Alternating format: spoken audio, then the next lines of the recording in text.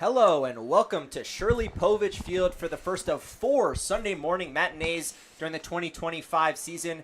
There's a light drizzle trickling down from an overcast sky, but we're set to start on time with your Bethesda Big Train hosting the Metro South County Braves. Welcome to the broadcast booth. My name is Eliab Brooks-Ruman. Alongside me is Quincy Bell. And Quincy, the Big Train are looking to bounce back from a tough 11-10 loss yesterday against the Gaithersburg Giants. What do they need to do to right the ship? Yeah, it was a rough day in Gaithersburg. The team hit really well, put up 10 runs. This is the second game where they've put up more than 10 runs. The pitching it was rough. And a lot of that is due to the fact that a lot of pitchers are coming from their college where they may not have pitched at for a while. There's multiple guys on this team that are coming off of injury. It's going to take a little bit to get these guys in a bit of a groove. I think once you get past the first week of games, I think pitchers are going to get into a lot more of a rhythm, and I think you're going to see some better outings. They pitched great against the Thunderbolts the game prior, but I think eventually all these guys are going to get acclimated to the season, and we'll see some better pitching performances. The offense, no complaints with the offense. Offense looked great yesterday. 10 hits, 10 runs scored. Today's starting pitcher for your Big Train, Austin Monahan, making his first appearance this season. He will be sporting number 29. And on the Metro South County Braves side, their lineup is as follows. Groob, the shortstop, will lead off. Gomez Jr. playing left, hitting second. Frank Uzenko has been tearing the cover off the ball. He'll hit third. Edelman in right will bat cleanup. Charlie Magulik in the DH spot. Brinkman behind the plate. Harrison Helton at third. Terrence Rhodes at second. And Walker Bazile, the center fielder, will round it out. I know you said you know all 364 Division I mascots, but do you know the mascot for Austin Monahan's college? The State College of Florida, they are the Manatees. Only know that because we were discussing it pregame. Yeah, that's one of the more odd mascots I've seen, but I'm a big fan. I'm all for unique mascots. You can't just name every team the Wildcats. I like it when teams get creative with their mascots. You say that to a Northwestern Wildcat here, so yeah, of course. I'm going to take a little bit of offense to that one. We are set to get underway. Big Train in their home greens, the Braves in their road navy blue. Austin Monahan appeared in 17 games for the Manatees. He's set to deliver the first pitch from the right-hand side. It's ball high. Sitting with some nice velocity to start things out, 89 miles an hour. One of the more harder throwers on the Big Train roster. A 1-0 from Monahan is fouled away by Groob.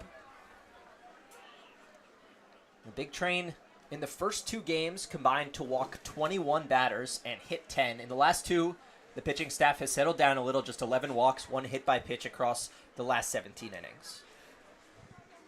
A 1-1 from Monahan, looking to start things off right, and it's a ball just a bit high. And I think one of the things that we talked about in the game at Silver Spring is competitive misses. If you're missing and walking people, but it's barely outside of the zone, that's a lot better than just a bunch of fastballs that are waste pitches. That's a fastball up in the zone and a swing and miss from Groob. So Monahan with a 2-strike count, looking to retire his first batter as a member of the Bethesda Big Train.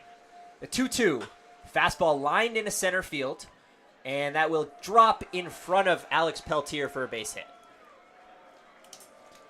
Yeah, just a nice piece of hitting there from Groob.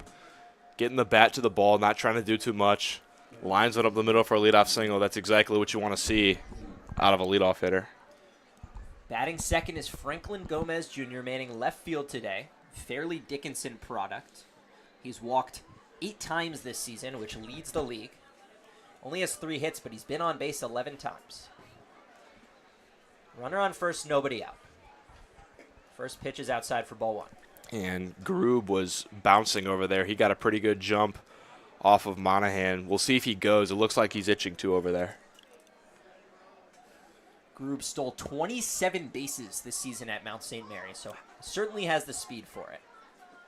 Back-to-back curveballs. This one skips away from Hawk, and Groob will not need to steal second base. The wild pitch will advance him. And that's another thing that's been a little bit of an issue for the Big Train so far in this season. They had a play yesterday where they allowed a pass ball, missed the throw to the plate when those were running coming from third, and then another run came around to score. Yeah, 2-run wild pitch yesterday, which ended up being the difference in the 11-10 game. Groob takes off for third, And it'll be a strike, but no throw, as Hawk couldn't come up with it cleanly. So just like that, the Braves have a runner 90 feet away with still no outs. I think Hawk may have bumped the umpire a little bit when he reared back to throw. I thought he could have had a chance to get Grube at third. I don't think he got that great of a jump. 2-1 for Monahan. Pressure position already. Gets a swing and a miss. Count even at 2. Big Trains sit at just 1-3 this season. It's been a slow start on the mound. They've allowed double-digit runs in 3 of their first 4 games. They've lost all 3. Their 1 win, a 3-1 low-scoring victory. The 2-2 is just high. A competitive miss, Quincy, as you were talking about. Yeah, just above the zone. Some velocity on the fastball for Monahan, but he's missing a little bit up so far. Payoff pitch to Gomez, runs in, and that'll be ball 4. 2 on and nobody out. We saw this yesterday. Big Train allowed the first 4 batters to reach, the first 6 batters to reach, first 4 via base hit, and then 2 more via error. 4 runs were scored in the first inning by the Gaithersburg Giants. Big Train obviously came back, took the lead 8-4 before relinquishing it in the 5th, but slow starts have been kind of the story of the season so far. Yeah, they haven't scored first, I believe, in any, or they scored first yesterday in the top of the first. They put up 1 run on the top of the first. They were down 4-1 at the end of the first. They have not, that was the first game where they have scored first. First 3 games, the other team beat them to the punch. Nick Frankizenko at the plate. He is hot to start the season, 8 for 17 this year. Fouls one off left side.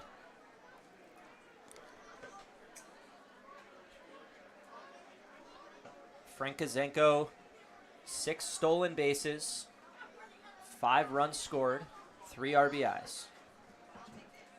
8 for 12 with runners on base. He's got 2 on and nobody out right now. Monahan checks on Grube at first.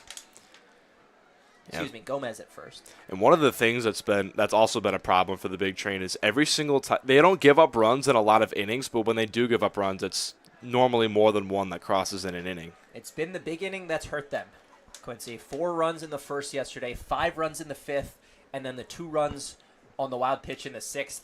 That was all the scoring that the Giants did. Did not score in 6 of the 9 frames, but the 3 frames they did, they were able to pile on 11 runs. Monahan ahead 1-2. Frankizenko at the dish, and he's just able to get a piece of it. Fouled off over to the left side, which he's done 3 times now in this at-bat. And on the flip side, for the Big Train, they scored in 7 of the 9 innings yesterday, but it was a lot of 1-run, 2-run innings. You can't really complain when the offense puts up 10 runs. But. No, they've done that twice and lost both games. 1-2, drops in for strike 3, a breaking ball over the outside corner. Beautiful pitch, right on the outside corner. Good call by the umpire, too. That ball was right there on the black, but rings him up, and that's a big strikeout there for Monahan. Now a double play can end this inning. A huge strikeout. Frankizenko, one of the hottest hitters to start the year. He is set down on strikes. Trent Edelman, the right fielder, steps in the cleanup spot. 3 for 13 this season. Monahan checking on Gomez, who's got 3 stolen bases of his own already. Edelman, a VCU product, 748 OPS, 3 home runs, 27 RBIs, was hit by 21 pitches, which is 6th in a single season in VCU history. Monahan starting to get concerned with Gomez over there. That's the 3rd time he's checked on him.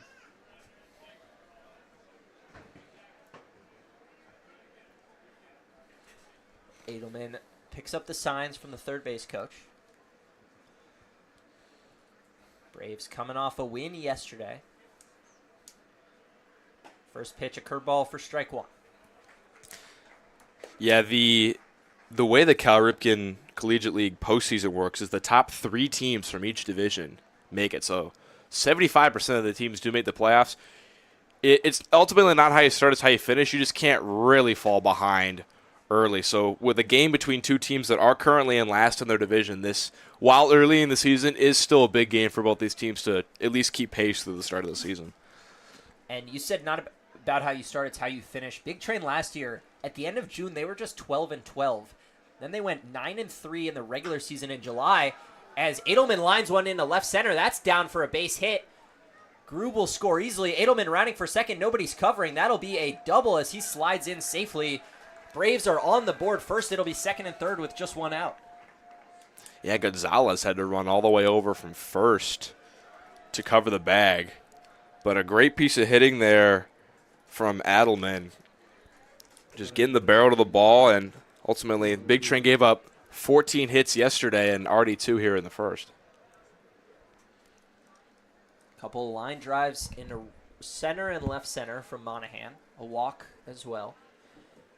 Now he will take on the DH, Charlie Magulik, who grounds the first pitch to first base. Gonzalez coming home with it. Tag applied by Hawk, and it is in time. The Big Train retire Gomez at the plate, and a big second out to prevent the second run from scoring. That's a good throw by Gonzalez. Good tag, too, by Hawk as Gomez tried to go for the swim move on the outside part of the plate. A lot of the newer age analytics say go for the out at home with 1 out or no outs in an inning, because I think the old-fashioned way of thinking is get the out at first and concede the run. But a lot of teams, I feel like in the MLB, are starting to see them try to cut down runners at the plate more often, especially with like no or 1 out. You see a lot of infields playing in more often. Monahan going to the curveball again. He got the ground ball on a curveball. He's used that pitch a lot here in the first inning. 0-1 to Charlie Brinkman. Back-to-back Charlies in the lineup. Gets another swing and a miss on a curveball. Yeah, he's really trying to lean on the breaking ball here. A lot of trouble locating the fastball in the early part of this inning, but he's found some success here with the slider. And 1 strike away from only surrendering the 1 run.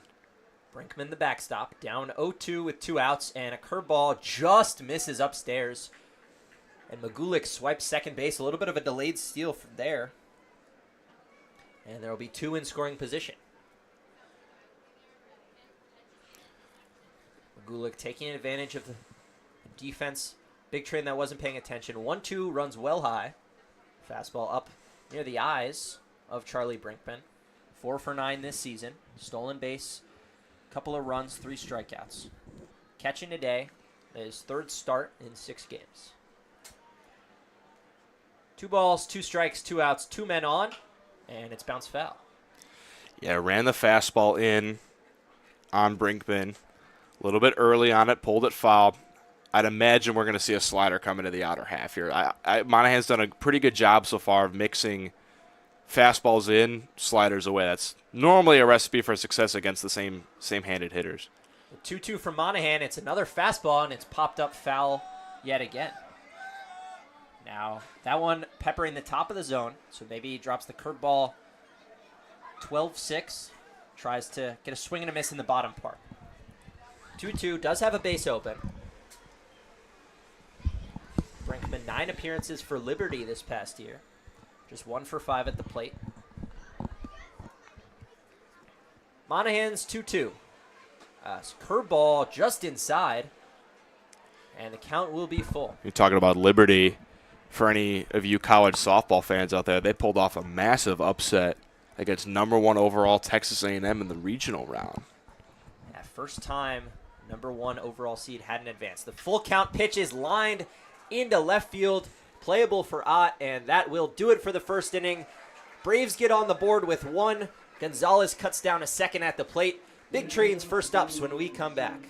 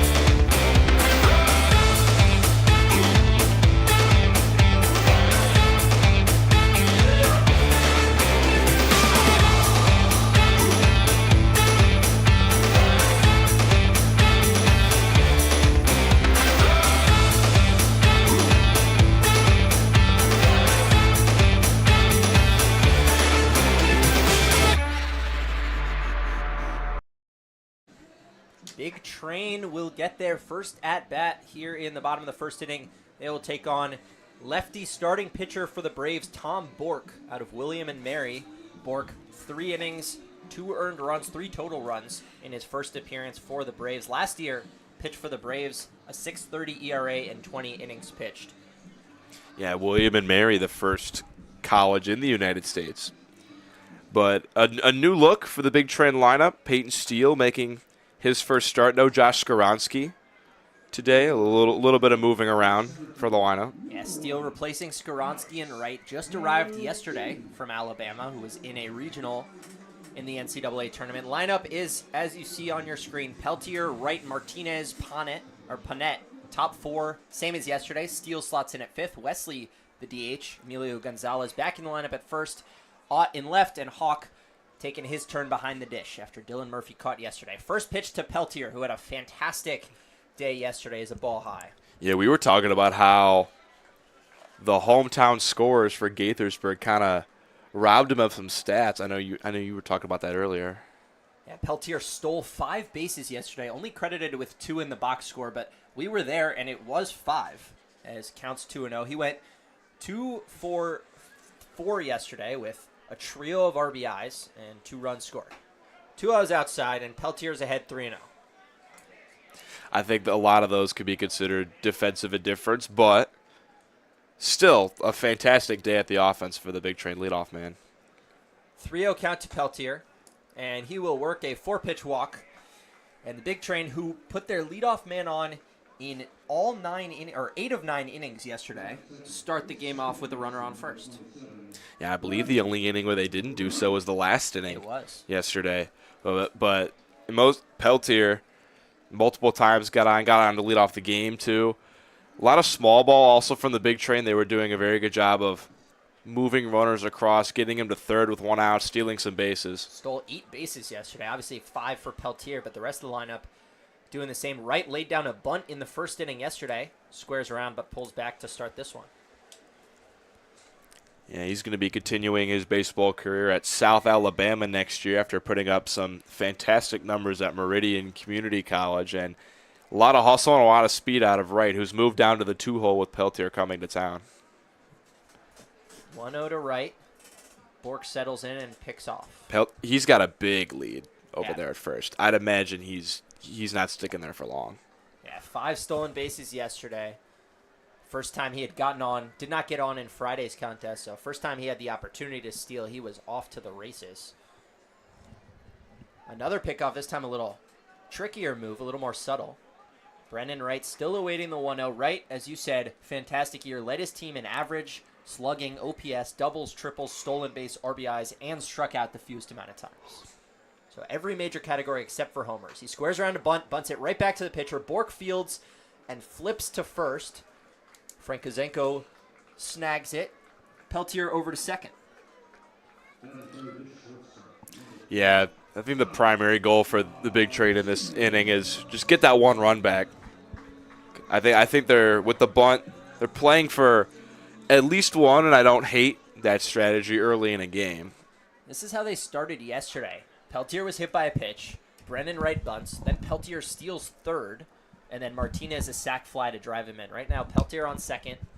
First 2 at-bats have played out similarly. We'll see if he takes off for third.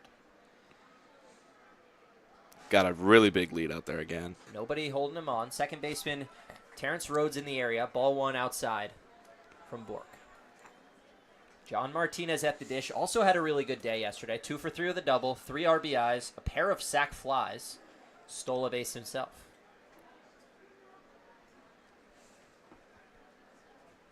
1-0 to the shortstop Martinez. Bork taking his time, now kicks and deals, and gets a whiff. A lot of run on that fastball from Bork. 13.5 inches of horizontal break. Yeah, Bork going to throw 2-seam slider mostly. Slider not going to play a lot against the right-handed hitters. Martinez sitting fastball. Rhodes holding on Peltier at second. Bork checking on him, now steps off. And we're going to get a pitch clock violation on Bork. So count will move to 2-1. It's the first time we've seen pitch clock violation, at least in my 3 games. There was one in the first game when you weren't here yet.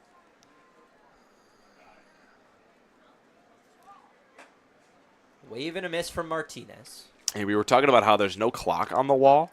So I don't know if in the head the umpire's giving like a 1, 2, sort of like a basketball ref counting to get across half court. Have to imagine he is. I'm surprised without a clock on the wall. I'm surprised they're playing with a pitch clock, but that's what they do at the college level. So carrying it over the Cal Ripken League. Peltier delayed a big secondary, but doesn't take off. Count runs full. Bork has missed a couple fastballs arm side, but he's gotten a couple swing and misses from Martinez. Martinez with the count all full. First base is open. Bork trying to get a swing and a miss. Before he throws the payoff pitch, he will check on Peltier. And he almost threw that one into center field. Good pick over there by Terrence Rhodes.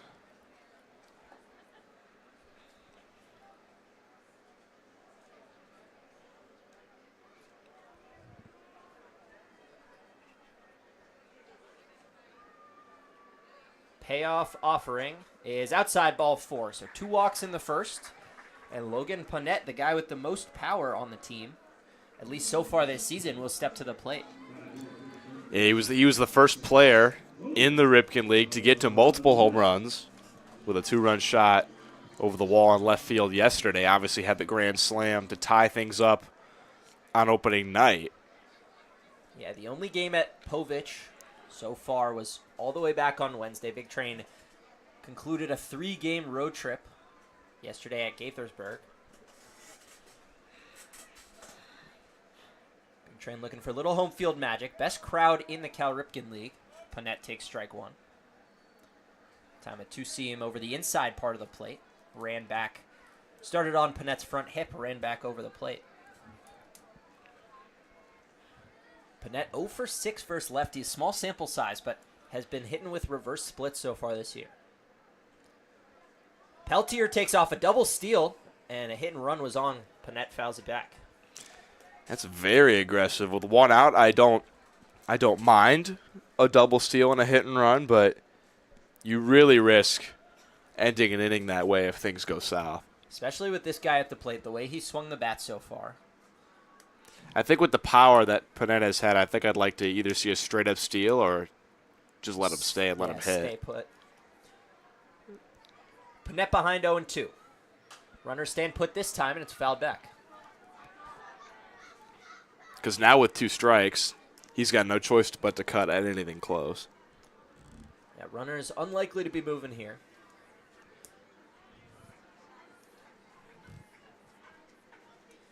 Panette 1 for 4 yesterday. Home run, his only hit of the day. Ended the game with the bases loaded and 2 outs on a ground out to third base. Looking for an RBI here. Back pick to Peltier. Slides in safely. They've checked on him 3 times now. Yeah, Bork has been very concerned with the ECU Pirate at second base, and how can you blame him with 5 stolen bases yesterday?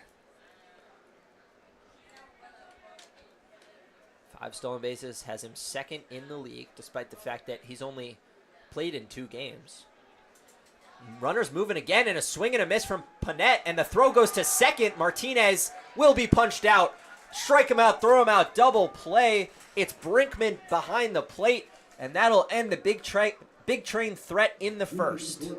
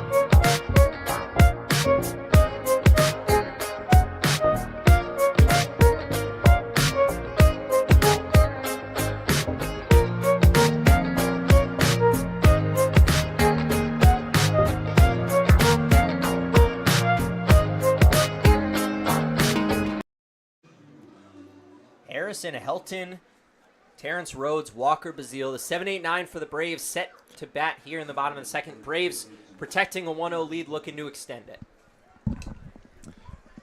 Yeah, a bit of a hit or miss first inning for the Manatee, Austin Monahan.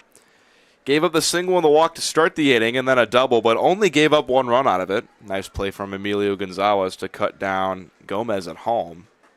We'll see what the second inning has in store. Helton takes ball 1. First appearance was yesterday, went 2 for 3 with a double and 2 RBIs. Lines the 1-0 right back towards us.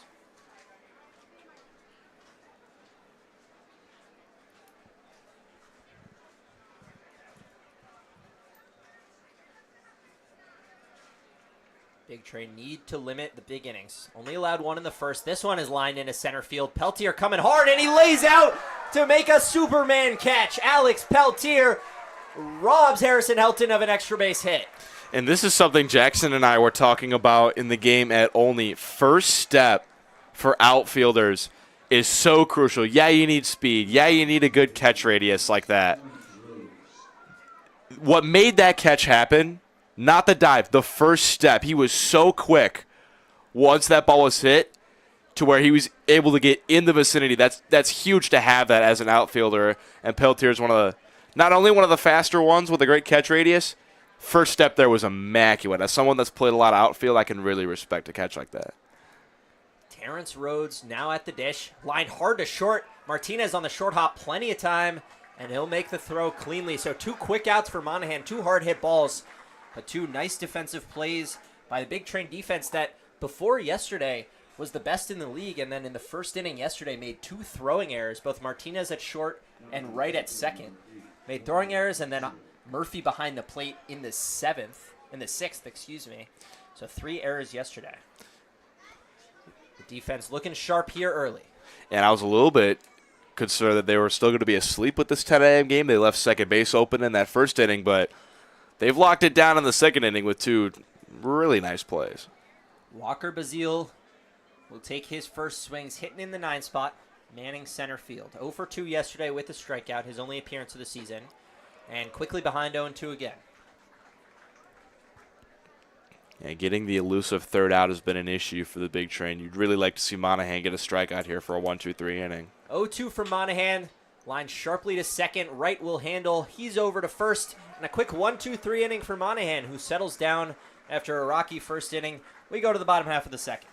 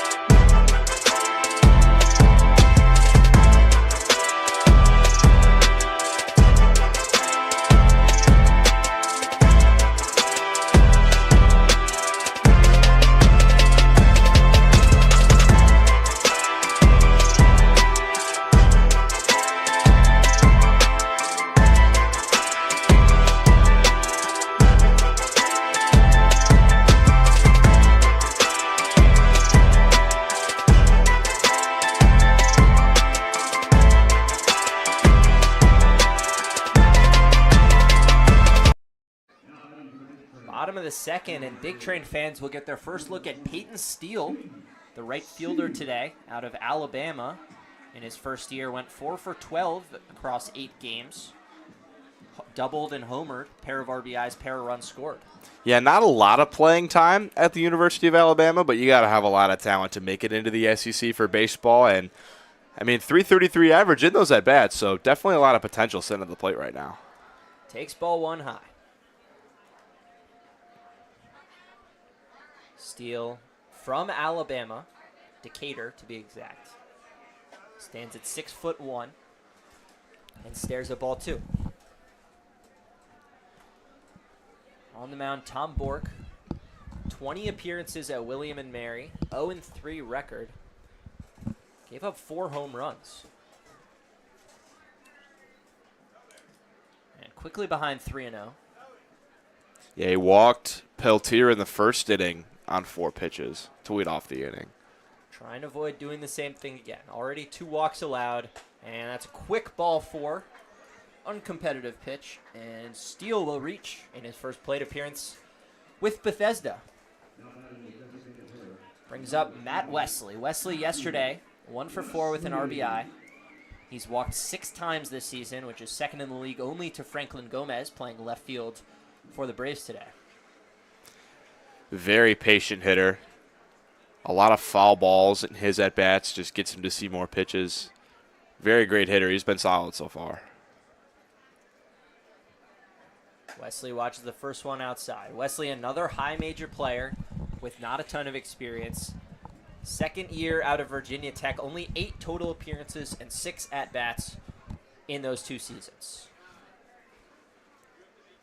An aggressive lead for Steele at first. He looks like he wants to go. 1-0 from the tall lefty Bork. Swing and a miss from Wesley. Yeah, perfect placement on the outer half there for Bork. 2-seam with a lot of run. Just kind of ran away from Wesley on that pitch. Good job from Bork. Despite throwing the first 5 pitches, all balls, still able to pinpoint that fastball on the outside corner. 1-1 is high. Bork sitting about 86, 87 miles an hour on the fastball. Has a lot of 2-seam run to it.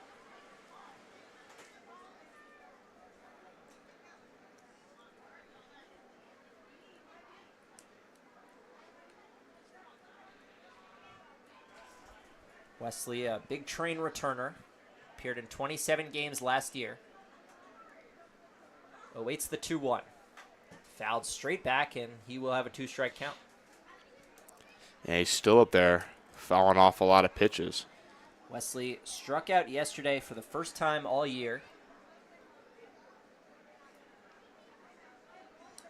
Had 19 plate appearances this season, just the 1K. Able to extend at bats. He's walked 6 times, as I mentioned. 2-2. Takes a curveball just high. And the count runs full. I think this might be a situation where you see Steele head from first with the full count, because he looks like he's itching to go over there. I think this might be a time where they try the hit and run and send him.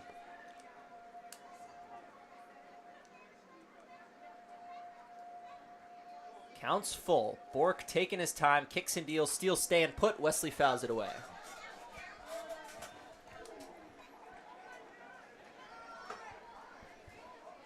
Bork doing a lot of checking over there first. I feel like he's looking sometimes more at first than to the plate. Bork concerned with the runners, and with good reason. Big Train near the top of the league in stolen bases. 8 as a team yesterday on 8 attempts. 0 for 1 today. Full count, fouled away again. We'll see an 8th pitch of the at-bat. This is what we talked about at the start of the at-bat. He just fouls off a ton of pitches. He's just great at lengthening at-bats, and the longer your at-bats go, the more walks you're going to draw. Worked 3 walks in each of Wednesday and Thursday's games. Last season, in 27 games with the Big Train, only 9 walks. So, approach completely different. A sneaky pickoff move nearly got Steele, but he's able to dive back in safely. Yeah, he got caught leaning towards second a little bit that time. Able to get back. I think if that's a little bit better of a throw over from Bork, that nails him.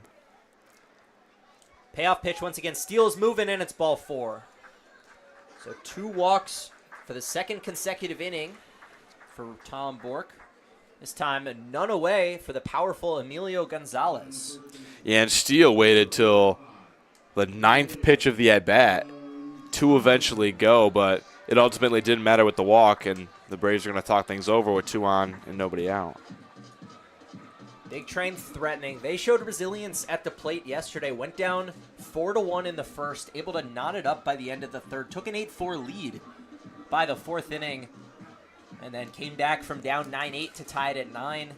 Nearly scored the tying run in the ninth inning. The offense has not been the issue for most of this season. It's been the pitching, but today, I mean, Monahan looked a little better in the second inning. Yeah, he did, and this is going to be a big at-bat upcoming for Emilio Gonzalez. He was 1 for 5 on Wednesday, 1 for 4 on Thursday, and 0 for 4 yesterday. He's been 1 for 9 with runners on. This is a guy that is a very talented hitter. Last year, second team All-Cal Ripken League with Big Train, hit .337 with 8 doubles and 27 RBIs. He was top 10 in average, on-base, slugging, OPS, and RBI among Cal Ripken League players a year ago. But he needs one big hit to really get him going this year, and I'd like to see it come here. Takes ball one low. Bork missing all over the zone right now. He's missed low, he's missed high, he's missed arm side. Hasn't missed glove side a lot, but when you're missing in 3 or 4 different locations, it's kind of tough to make that adjustment and find the zone. 1-0 to Gonzalez. Bork with the lefty-on-lefty advantage. Gonzalez takes ball 2 away.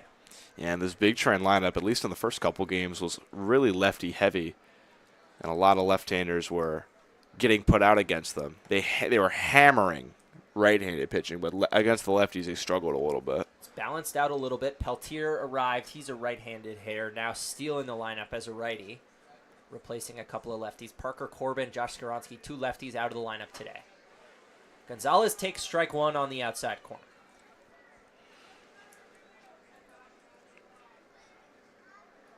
The big first baseman, one of 4 Florida Atlantic players on this Big Train roster. There's a pipeline there.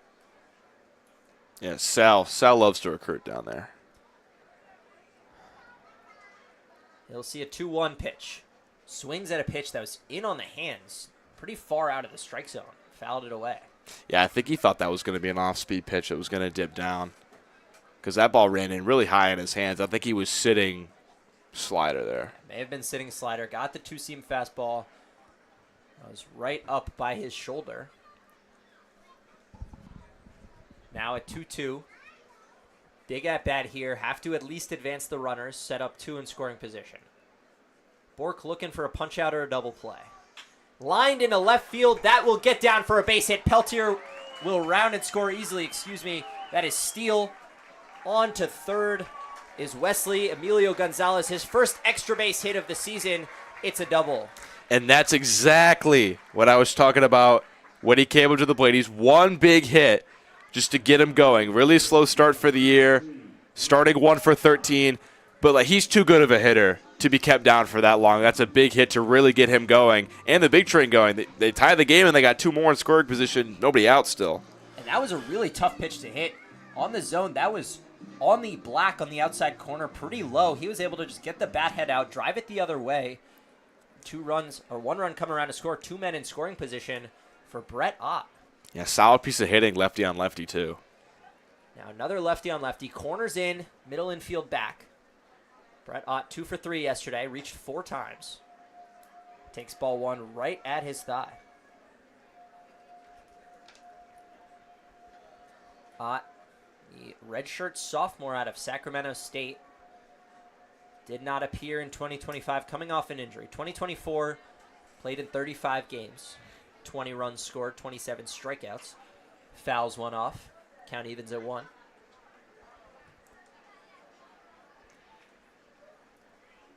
Action in the Braves bullpen. Another lefty throwing, as Bork has struggled with command in this game. 4 walks allowed. Gave up his first hit, the RBI double to Gonzalez.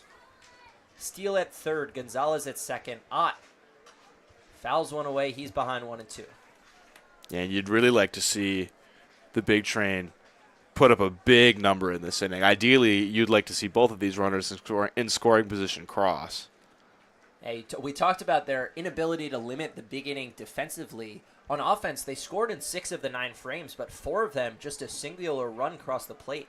Only 1 inning of more than 2 runs yesterday, so even with the 10 runs, it felt like there was opportunity for more. 12 runners left on base 8 of them coming in the last 4 innings. Loaded the bases twice and stranded guys on. Yeah, and in the first 2 games, 14 runners left on base at opening day, 13 runners left on base their second game and only. So struggling to drive guys in at times. 2-2 to Ott. He foul tips and just pops out of the mid of Brinkman. Ott lucky. That would have been strike 3. Yeah, he is pretty late there on the high curveball from Bork. Maybe fooled a little bit. It was a good job to swing there, though, because that ball did come down and clip the zone. Probably looked like it was going to be a lot higher than it was. The 2-2 again. Count runs full. Yeah, another elevated off-speed pitch from Bork. That one missing way high. Big pressure at bat here, though, for Ott. Got to imagine he's going to see something in the zone here.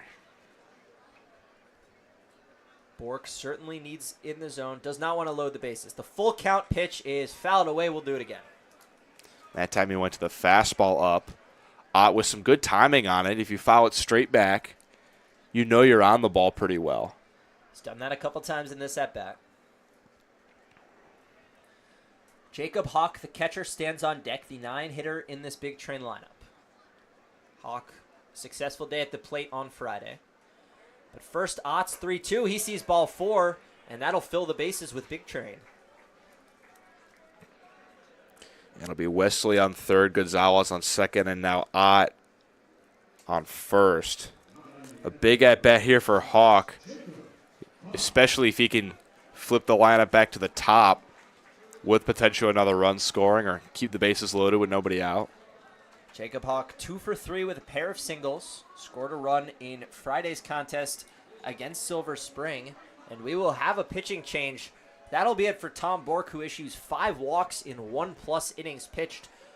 We will return with the new pitcher and his information. Big Train threatening in the bottom of the second.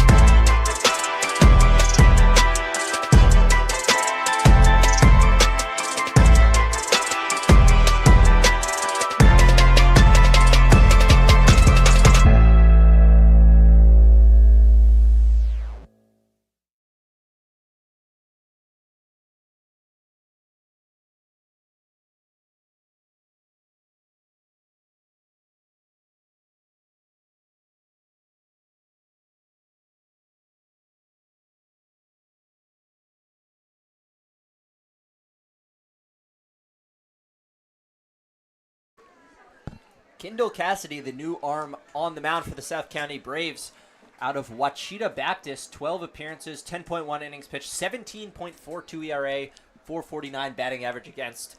He did throw 4 scoreless in his first appearance this season, pair of strikeouts, and he will take on the catcher Jacob Hawk. Issues a first pitch ball. Yeah, he's crafty. Lefty with a really low arm slot, only topping out at about 80 on the mound, at least from his warm-up pitches. But he's a change of pace type of guy. And I think that's what the South County Braves want to see out of him, because he's throwing about 10 miles an hour slower than Bork was. Just try to throw these hitters off a little bit, especially with the top of the order coming up next. That strike comes in at 80. Two-seam slider, changeup from Cassidy. Flown into right field, Jacob Hawk. Will this be deep enough to score Wesley? Wesley tagging, headed for home. Gonzalez holds at second. Wesley will score without a throw. The Big Train lead 2-1. Very nice there. Gets a job done. And now with the top of the lineup turning over, I wonder, with Cassidy throwing pretty slow, if we try to see some more stolen bases from the Big Train. Cassidy is working from the left side. Big Train tried a double steal in the first inning, ended their inning on a strike him out, throw him out double play. With Gonzalez at second, got to imagine he's staying put. Not the speediest of guys. Lineup turns over to Alex Peltier, walked to start this game.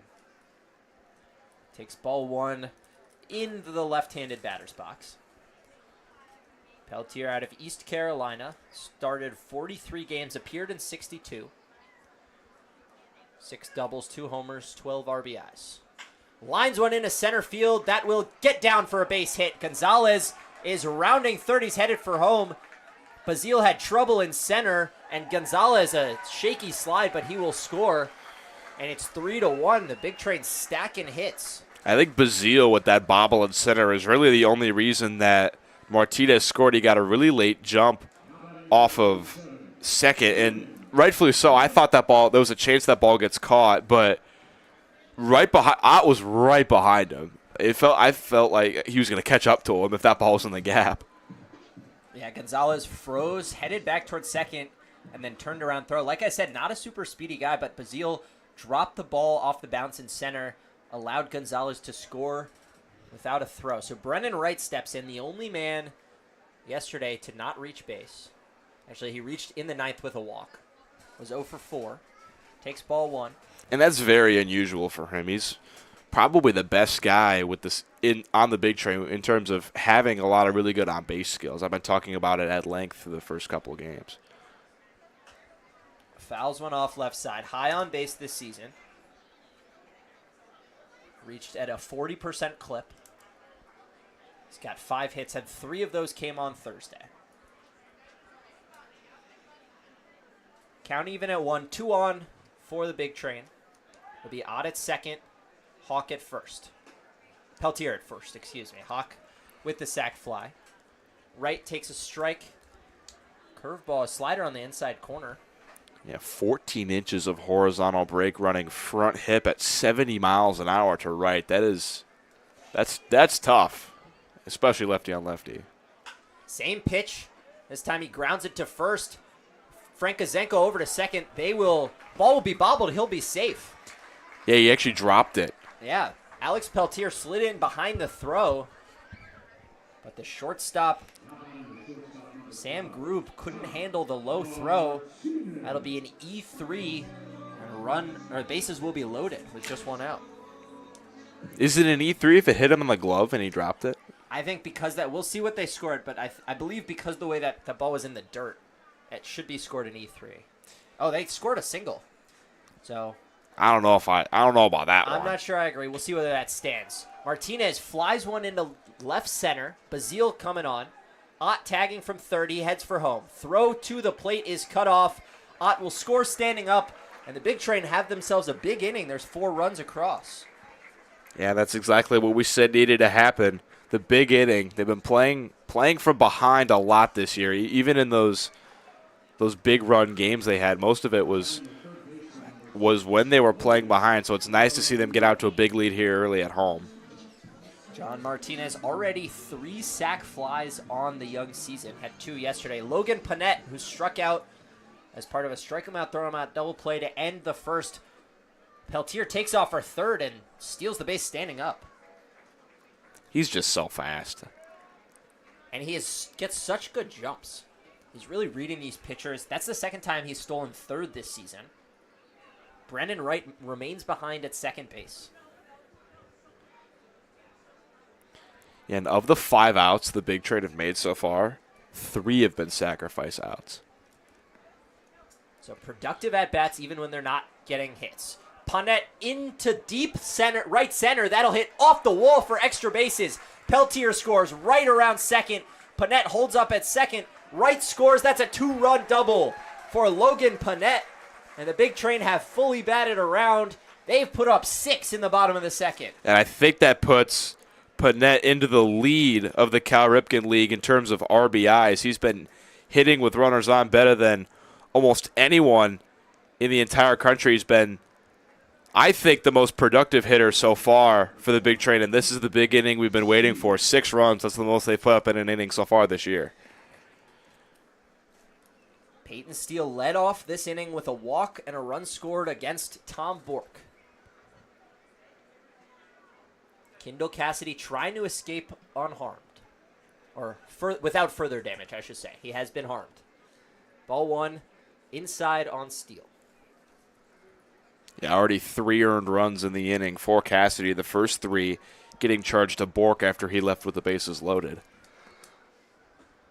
1-0, a low strike call on Steele.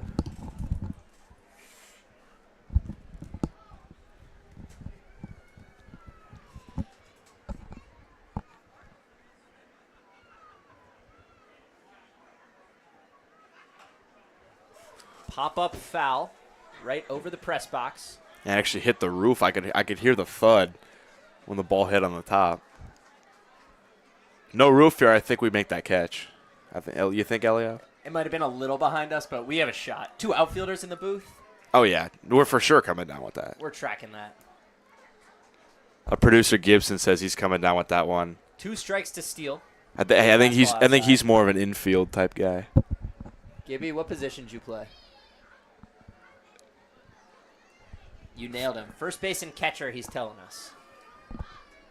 Not a lot of speed, but a lot of power in that bat. 2-2, 2 outs. Ball outside, and Peyton Steele will see a full count. Gibson, beyond being a first base and catcher, makes the whole show work. Manning the cameras, our mics, making sure we get in and out of breaks properly. Doing a great job. One-man show back there. Yeah, we couldn't do our job if it wasn't for him. Full count, 2 outs. Steele flies one on the infield, foul territory. Frank Kozenko and Cassidy pursuing. It'll be Cassidy, the pitcher, who records the final out of the inning. Big Train puts up 6, a pair of extra base hits. They bat around. It was Logan Pawnette, the 2 RBI double with 2 outs. That was the killer. Austin Monahan returns for the 3rd with a big lead. We come back on Big Train Baseball Network.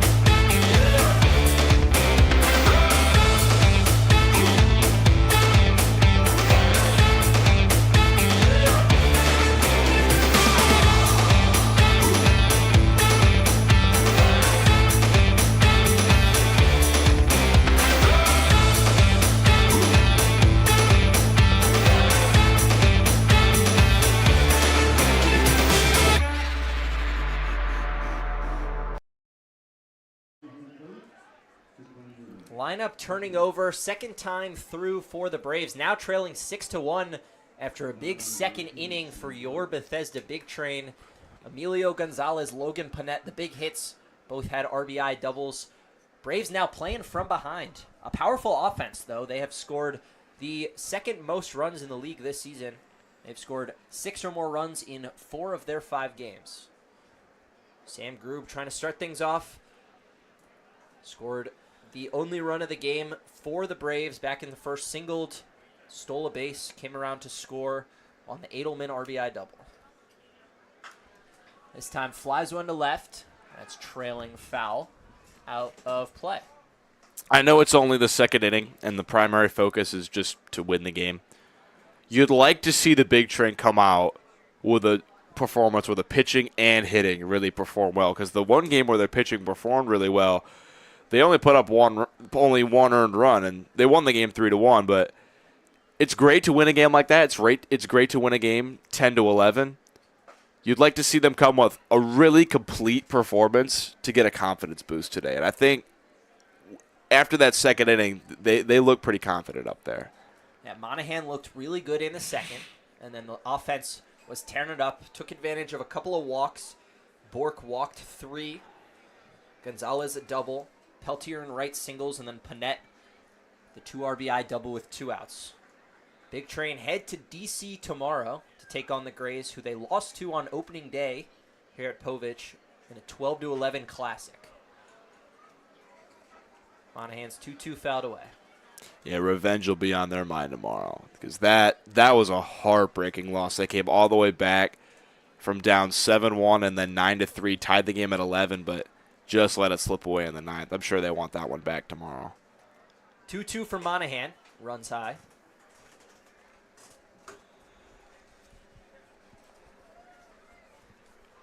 Monahan pitch count at 42. 26 strikes. He's been in and around the zone. Just 1 walk, and that'll be a second.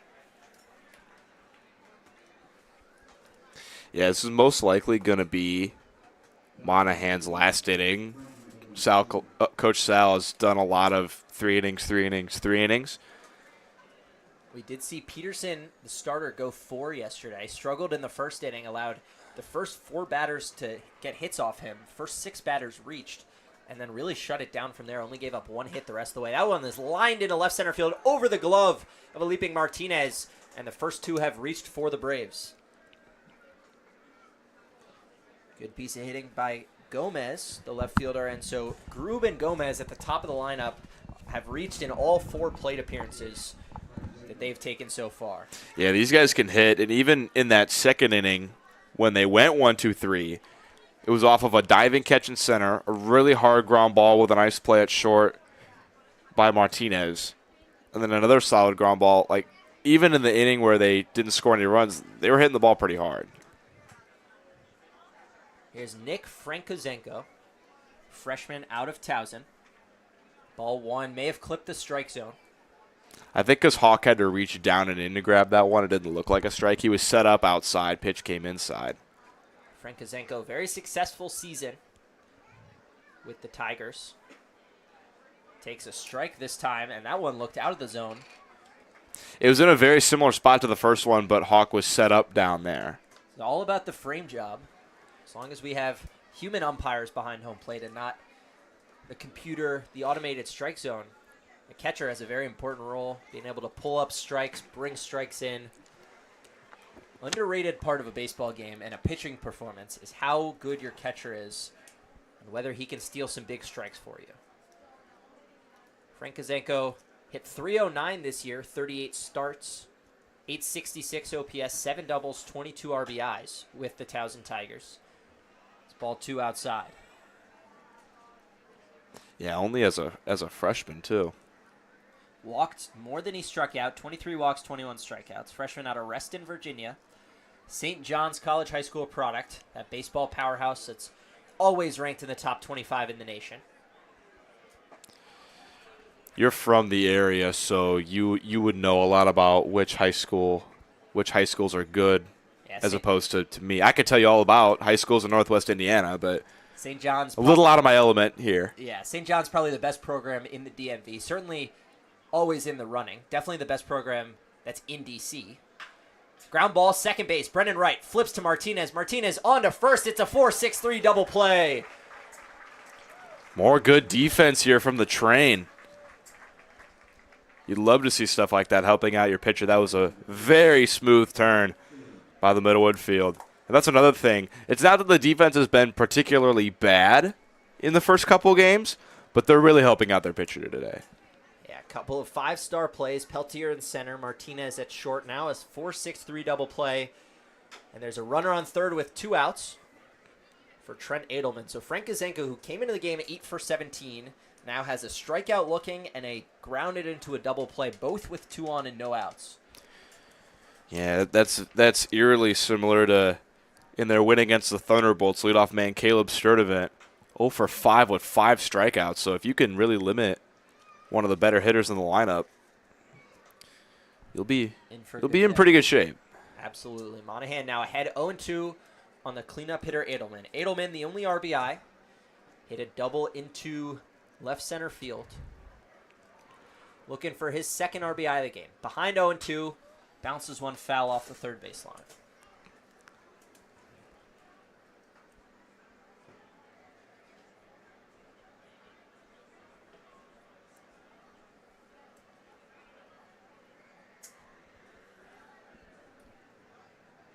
Monahan stares in, working from the windup with a runner on third. Adelman just gets a piece of it. Yeah, he's battling up there. Had a good at-bat in his first at-bat. Doubled to the gap, has the only RBI today. Trying to get the second one for the Braves, but Monahan 1 out away from what would be a pretty nice start to his outing. 0-2, 2 outs. Pop up on the infield. Playable, it'll be Gonzalez calling off Monahan, and he will make the final out. A quick inning thanks to a 4-6-3 double play. Austin Monahan's through 3. Big Train still leads 6-1.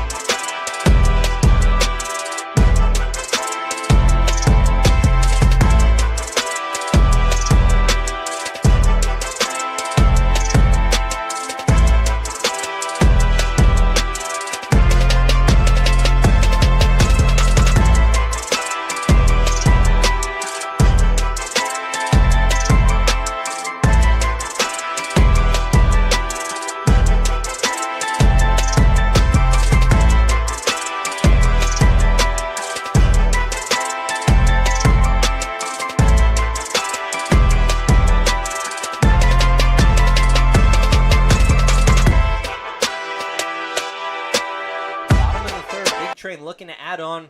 They lead 6-1, a 6-run second inning. 10 guys came to the plate. This time it'll be Matthew Wesley leading it off. Walked in the second inning, came around to score. Now facing Kendall Cassidy for the first time. Yeah, and in 4 runs in that inning charged to the starter, Tom Bork. 2 of them charged to Cassidy, but only 1 of the hits came against Bork, and 3 of the hits came against Cassidy. Not a lot of velocity. Thought maybe he could keep the Big Train off balance, but they've been timing him up pretty well. Wesley pop up on the infield. It'll be Grube at shortstop, handles it. 1 away quickly for Cassidy. Yeah, Bork only allowed 1 hit, but walked 3 batters and did not record an out in that inning. Cassidy came on, gave up 3 hits, but 2 of his 3 outs allowed were sacrifice flies. Yeah, rough line for Bork. One plus inning pitched, 1 hit but 4 runs, 4 earned, 5 walks to only 1 strikeout. Who did not have command. Kendall Cassidy now facing Emilio Gonzalez. And we talked about how he broke out of his slump in his first at-bat, a big double into the gap. Potentially a chance for a big day for him today. See if he can continue. Doubled off of Bork, the only hit Bork allowed. Lines one into right field, a base hit. Gonzalez is 2 for 2, and the big train have runners on once again. Yeah, he's out of the slump. Just like that. Gonzalez, one of the best hitters on the big train last year, maybe the second best behind Williamson. Expected to have a big role this year, hit right in the middle of the order, batted 5th the first 2 games, moved down to 7th on Friday. Got the day off yesterday after an 0 for 4 day on Friday, back in the lineup and back swinging a hot bat. Brett Ott at the plate, walked and scored, the last batter that Bork faced in the second.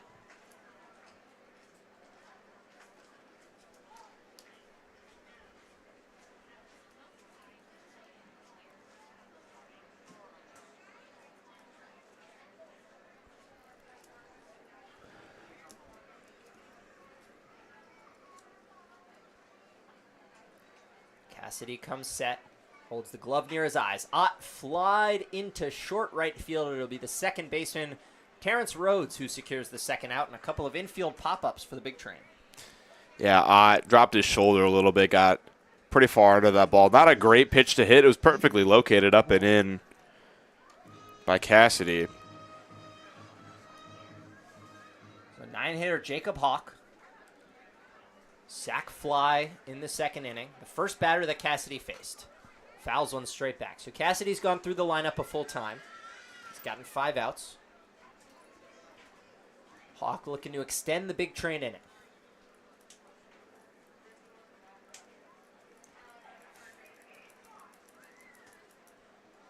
Oh, 1, and it's a pickoff. Freezes Gonzalez over at first, but able to dive back in safely. Yeah, he paused for a little bit while Cassidy went into the move. Almost got him, but a nice slide from Gonzalez gets him back. Hawk, the Maryland backup catcher. Grounds one, foul down the third base line. That was a very close play. That would have been an extra base hit. Bounced right over the bag, but evidently half an inch foul. Yeah, that was close. He was about a few inches away from sending that one into the corner. And with the way that kicked off the fence, I don't know if you saw, Quincy, left fielder Franklin Gomez was charging towards the corner. That ball kicked off the fence and back into the middle of short left field. Gonzalez, even with not a ton of speed, may have been able to score. 0-2 to Hawk. It's a ball high.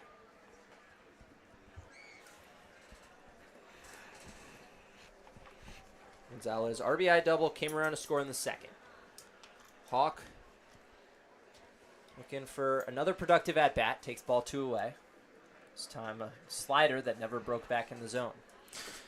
Yeah, and the top of this big train order in their first 2 at-bats, everybody's reached base except for 2 times with 2 sacrifice plays, so we could see another big inning if Hawk could flip this back to the top. Ground ball, third base snagged by Harrison. Helton fire on to first, and he will retire Jacob Hawk. Nice play by Helton. Gets the Braves out of the third inning. Big Train still leads 6-1. Quincy will take over at play-by-play for the middle innings. We will be back in a jiffy.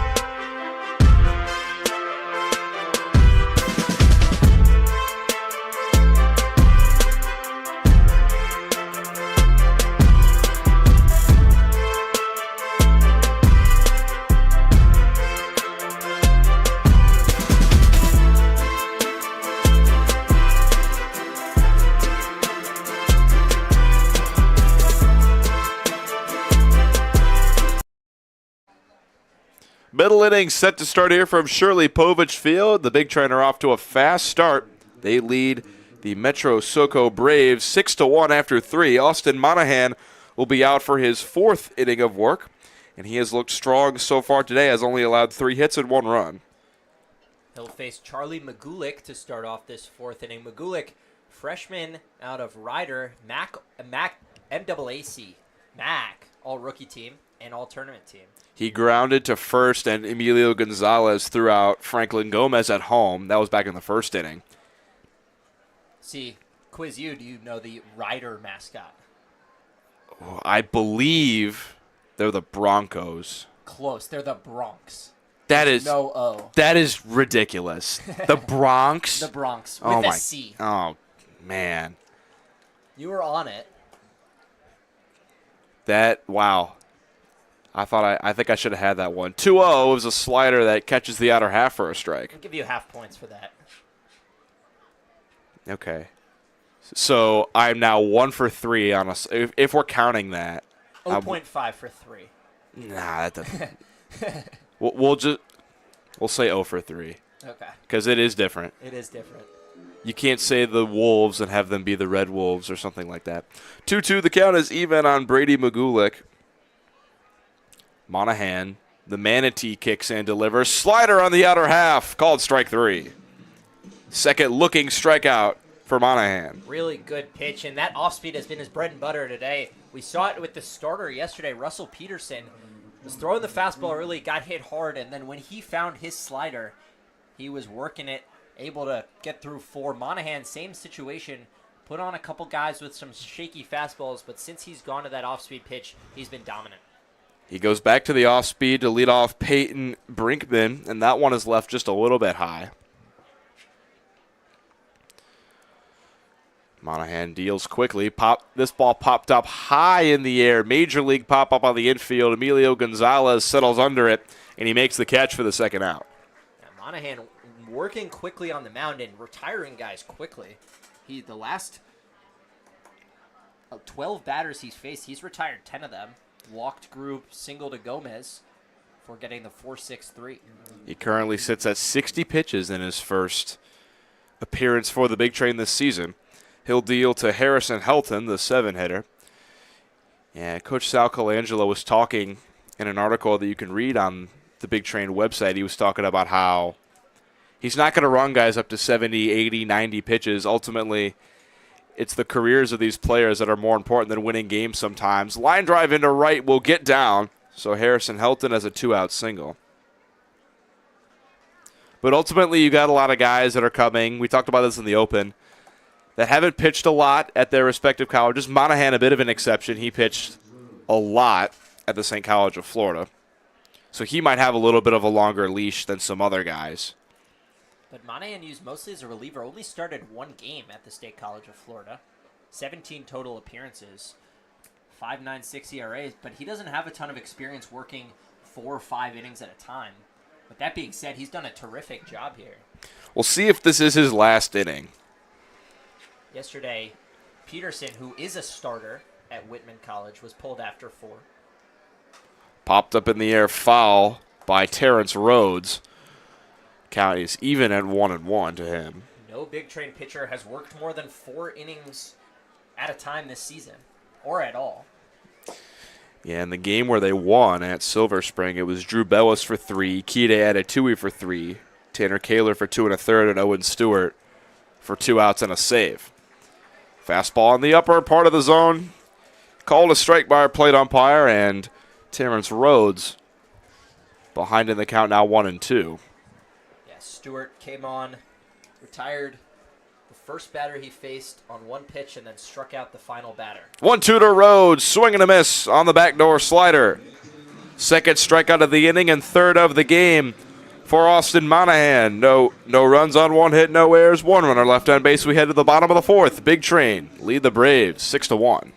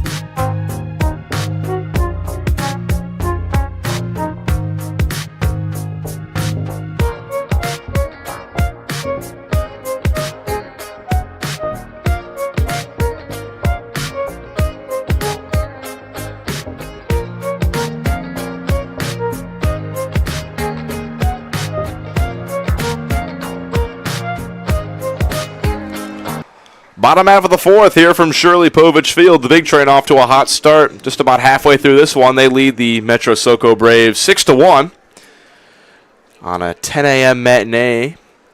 Pretty decent-sized crowd on hand.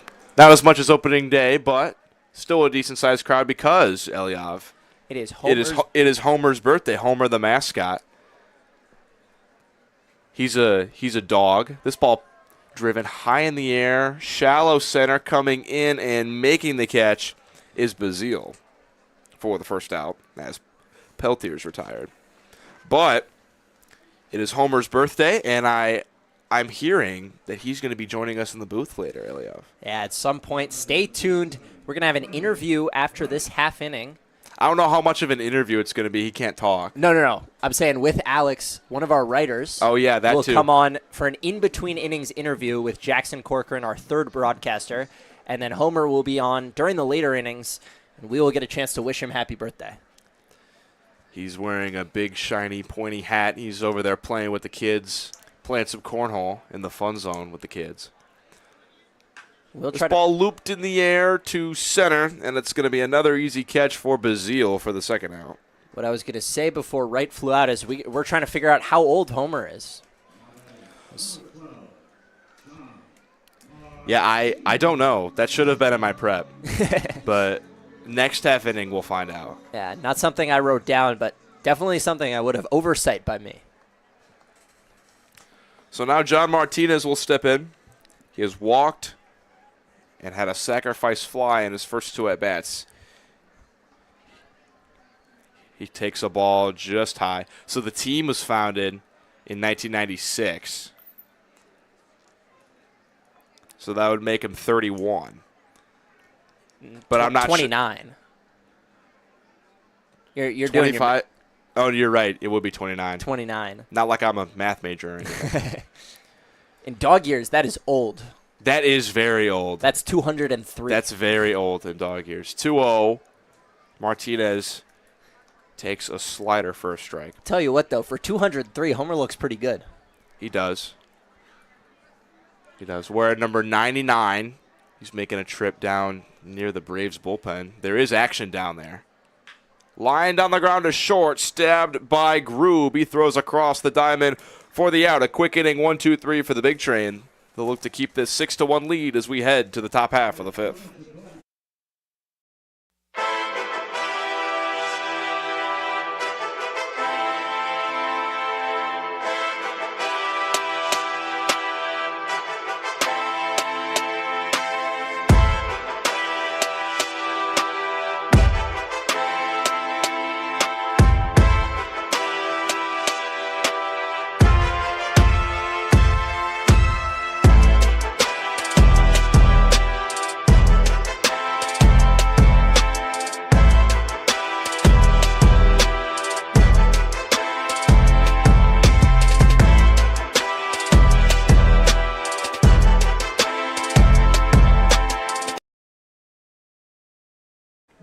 Hello and welcome back. In between innings here, we have an interview with one of our staff writers, Alex Rubinson. Alex, how you doing? I'm doing well. How are you? Doing well. So, Alex, tell us a little bit about yourself. Yeah, so I just finished up my junior year at Syracuse University, where I'm majoring in broadcast and digital journalism, and I'm minoring in sport analytics. So kind of combining the data with writing is something that I've had a passion for, and I'm really excited to do, and have had an opportunity to start writing here, which has been fun. And actually, back in January, I got to go to Cooperstown, the Baseball Hall of Fame, and cover the Hall of Fame induction press conference. So I had a blast doing that too. And you wrote on opening night a story about the power and patience that led to Big Train's 11 runs in that game. Tell us a little bit about the process that leads to those sort of articles. Well, I think kind of just watching throughout the game, obviously Logan Panett hit the big grand slam, and obviously that's kind of get all the attention, and deservedly so when you have that big of a late hit in the eighth inning to tie the game. But they were down by 6 at that point, or they were down by 6 earlier on. So kind of get back into the game, to get in grand slam range, working long at bats, working walks, to kind of put them in position for the power later on. Well, thanks, Alex. Great to talk to you. We'll hand it back to Quincy and Eliav.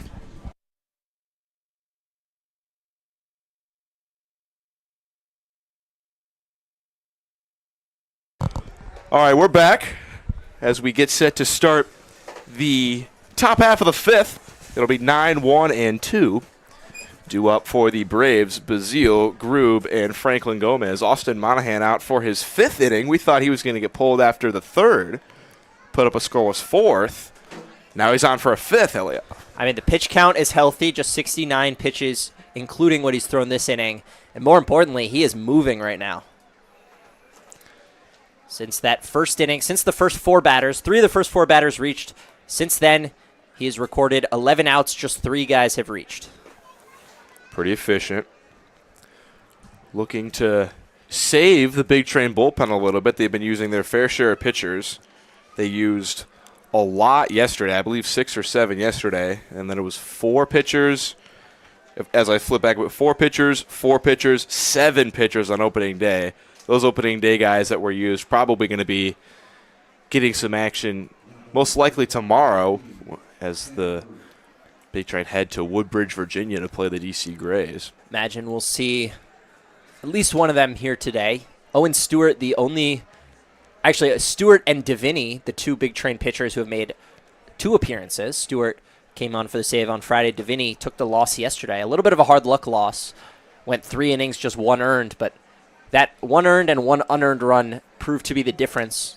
Came at a 9-9 score, turned it to 11-9. Big Train. That's stopped tough. In a game where there's 11 runs given up, you give up 1 earned and you get the loss. That's pretty tough. This ball popped up high in the air by Sam Grube. 2 outfielders converging on it. It's Peltier who calls off Steele to make the catch. A leadoff walk. Monahan bounces right back. Just his 3rd walk allowed of the game, and able to retire the leadoff hitter. Grube hadn't been retired yet today. Gomez also hasn't been retired. See if he can take care of the top of the lineup, who's had success.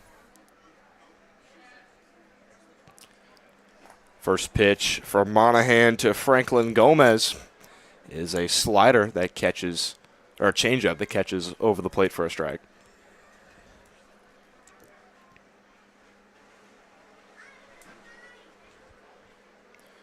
Kick in the fire from Monahan. That pitch just misses down and away.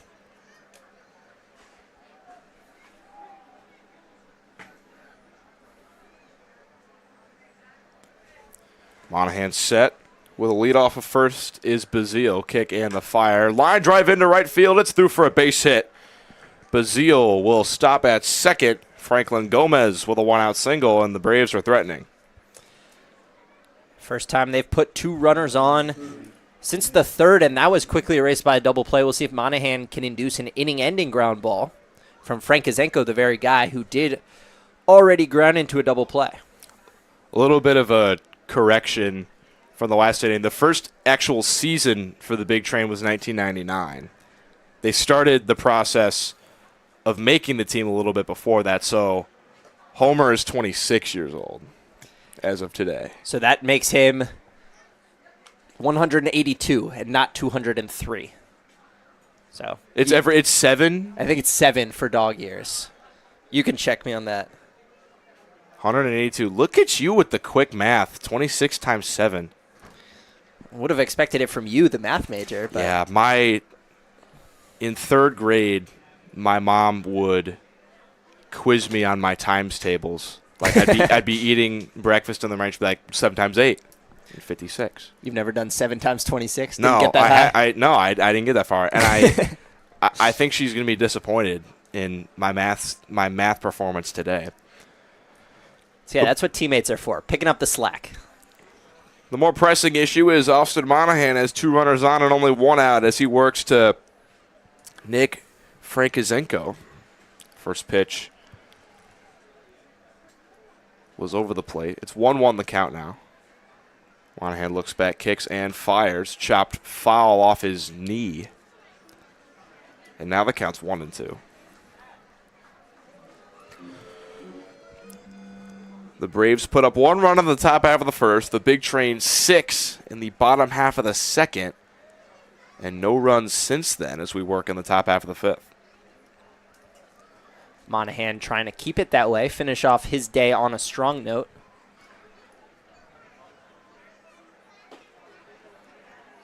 Changeup just taken outside.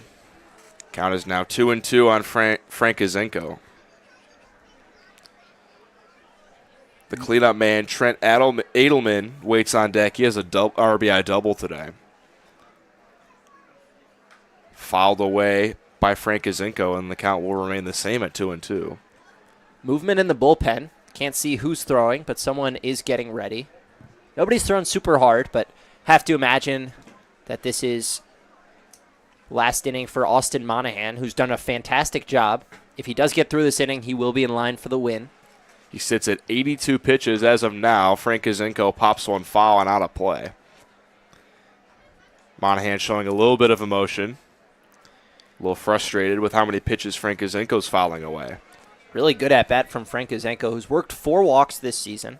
He's got 8 hits, none today, but 8 singles this season. He's 8 for 12 with runners on coming into today. 0 for 2 today. 2-2. Kick in the fire. Line drive into center field. Peltier doesn't quite have it. He picks it up on a hop. The throw will come in towards the mound. Emilio Gonzalez cuts it off, but back-to-back singles after a leadoff walk, and the bases are loaded for Trent Edelman. And Quincy, we talked about when Peltier made that Superman catch out in left center, his first step was tremendous. This time slips a little coming in, and that prevented him from making that catch. That was within his range. Very speedy center fielder, gets great reads, but just didn't have sure footing on his first step. And as a result, Frankizenko picks up his first hit, and the bases are loaded for the Braves. There was a little bit of drizzle at the start of this game, so the ground could still be a little wet. Monahan delivers a slider inside to Edelman. Drove a ball deep into the gap that kicked off the scoreboard in left center field. Corners are playing in for the big train as Monahan kicks and delivers the 1-0. Slider down and away. And the count is now 2-0. And Monahan just 1 walk in the first 4 innings, but a walk here behind in the count 2-0. It's imperative that he finds the strike zone. Big Train has given up too many walks this season, and it has cost them runs and games. And this is a big spot here. Bases loaded. Need to get an out even if you sacrifice a run. 2-0 lined into left, and it's through for a base hit. Scoring from third is Gomez. Stopping at third is Bazile. The Braves get 1 run back at 6-2, and now the tying run will step to the plate. Yeah, 3 straight hits against Monahan. We'll see how much longer his leash is. See, he's let 4 of the first 5 guys reach. Edelman, both RBIs today. He's had a very productive day. It looks like we will see a meeting on the mound for the big train. That might be it for Monahan as he sits at 87 pitches. That is pitching coach Craig Lopez and not manager Sal Colangelo. We'll see whether Lopez is endowed with the decision-making to make a pitching change. Seems like he's just going to chat, let him know what he's got to do to finish his outing, maybe one last batter while someone finishes warming up. Seems like 7 hits so far for the Braves, only 5 for the big train. Craig Lopez in his first season with the Bethesda Big Train. He spent 10 years as the pitching coach for the Baltimore Redbirds, a team that used to be in the Cal Ripken League, no longer. And here's the thing. Braves have more hits, but only 1 extra base hit compared to 2 for the Big Train. And more importantly, the Big Train walked 3 times in the second inning. Braves only have 3 walks total, and they're scattered across 3 separate innings. Brady Magulik steps in. He swings at the first pitch and grounds one softly foul. Corners are playing in. Panette at third and Gonzalez at first. The middle infield, Martinez at short and right at second. Playing in middle depth.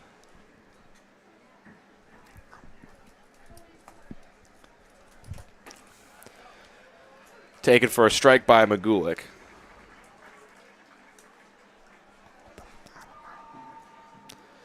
Oh, 2 the count, and this could be a huge strikeout if Monahan were able to get it. He steps off, and looks like there was a ball that was just found in left field. Maybe an overthrow from the bullpen, which the way the bullpen is set up, the catcher throwing the ball back to the pitcher could end up in left field. Either that or some bullpen players who aren't warming up, just messing around. 0-2. Magulik takes outside for strike 3. Magulik set down looking for the second consecutive inning, and that's a big one. Monahan now just 1 out away from escaping intact, mostly intact. It's a big at-bat here against Charlie Brinkman. Catcher's 0 for 2. Second straight time Magulik down looking. So Brinkman looking to get the Braves back into this game. He lines one down the line, and it's fair. It will roll into the corner and rattle around. 2 runs are already home for the Braves. Stopping at second is Brinkman with a 2 RBI double, and the Braves are back in this one. It's now 6-4. Yeah, going after the first pitch, understanding that Monahan's losing a little bit of control here, and the second pitching meeting on the mound, as it is Lopez coming out, but 2 meetings in 1 inning means you have to make a pitching change. So that'll be it for Monahan. Really good day, marred by a tough 5th inning. He will leave with the lead, but not in line for the win since he didn't finish 5. New pitcher when we come back. Big Train still lead it 6-4.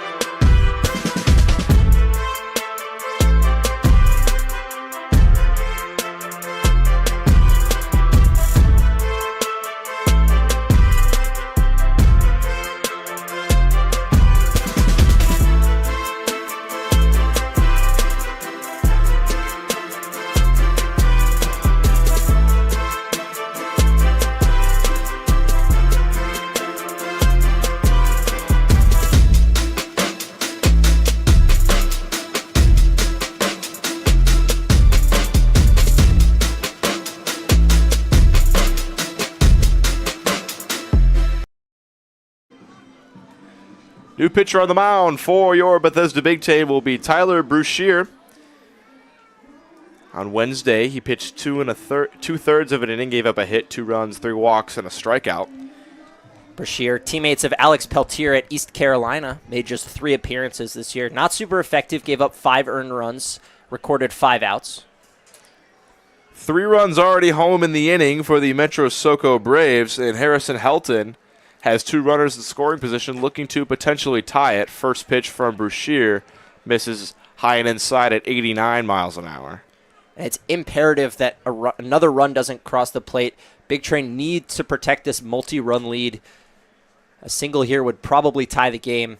Brashear looking to avoid that. 1-0. Slider, big swing and a miss. A lot of break on that one. 2,400 RPMs and almost 17 inches of horizontal movement there. Brashear has some good stuff. 1-1 the count on Helton. Kick and the fire.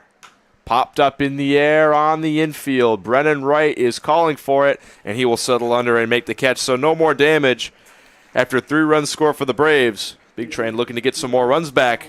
It's now 6-4.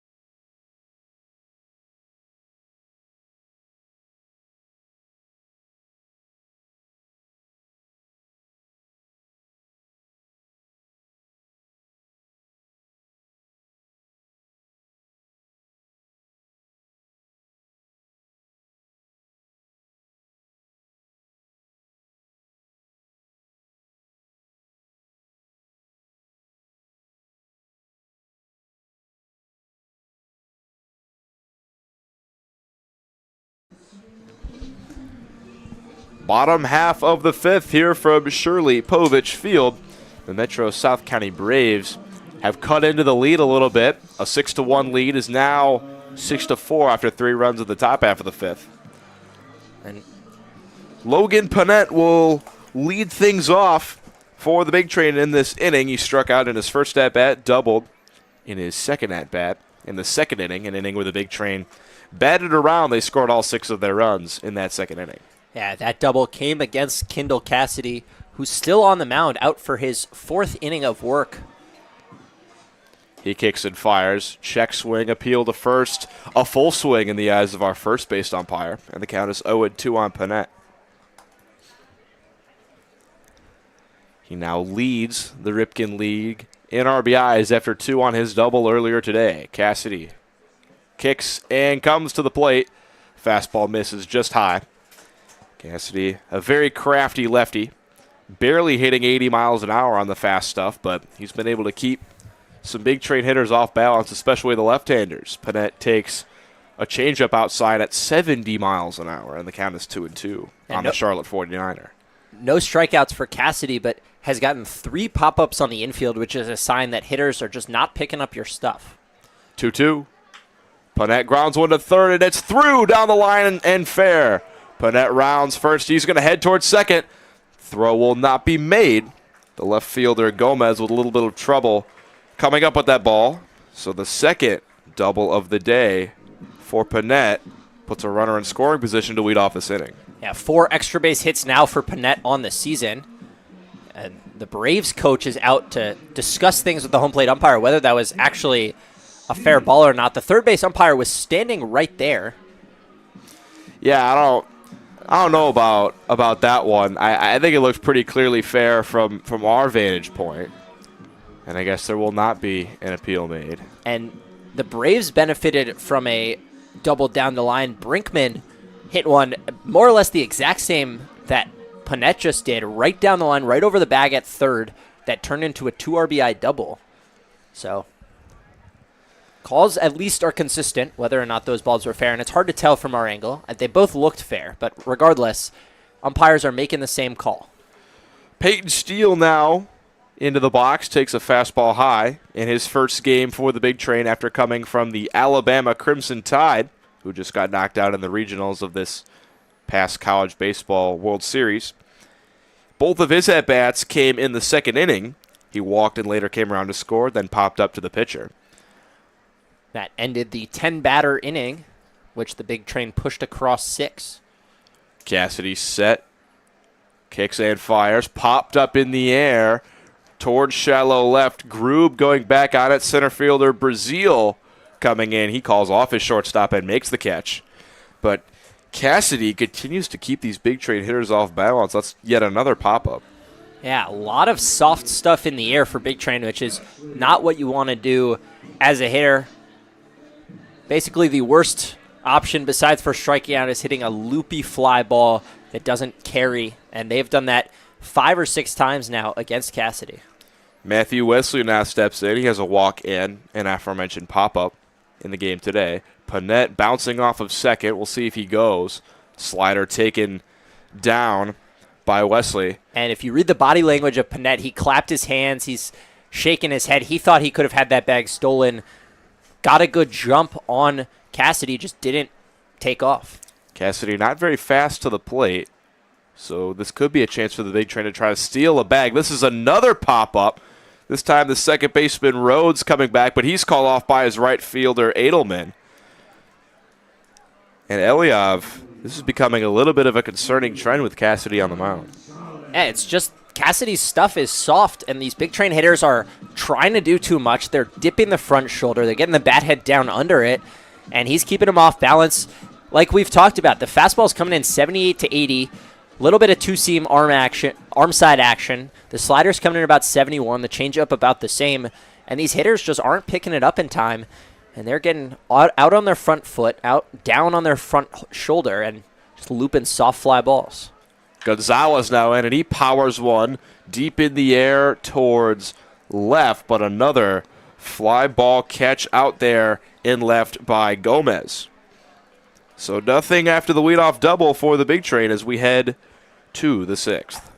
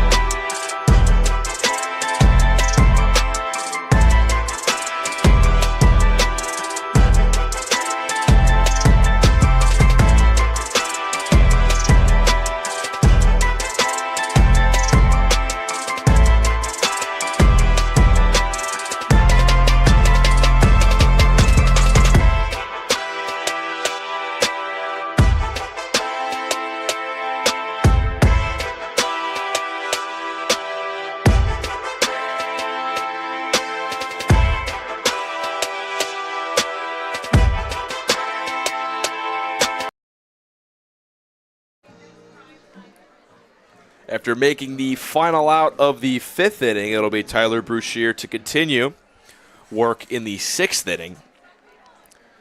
He will deal to 8, 9, and 1. Terrence Rhodes, Walker Bazile, and Sam Grube.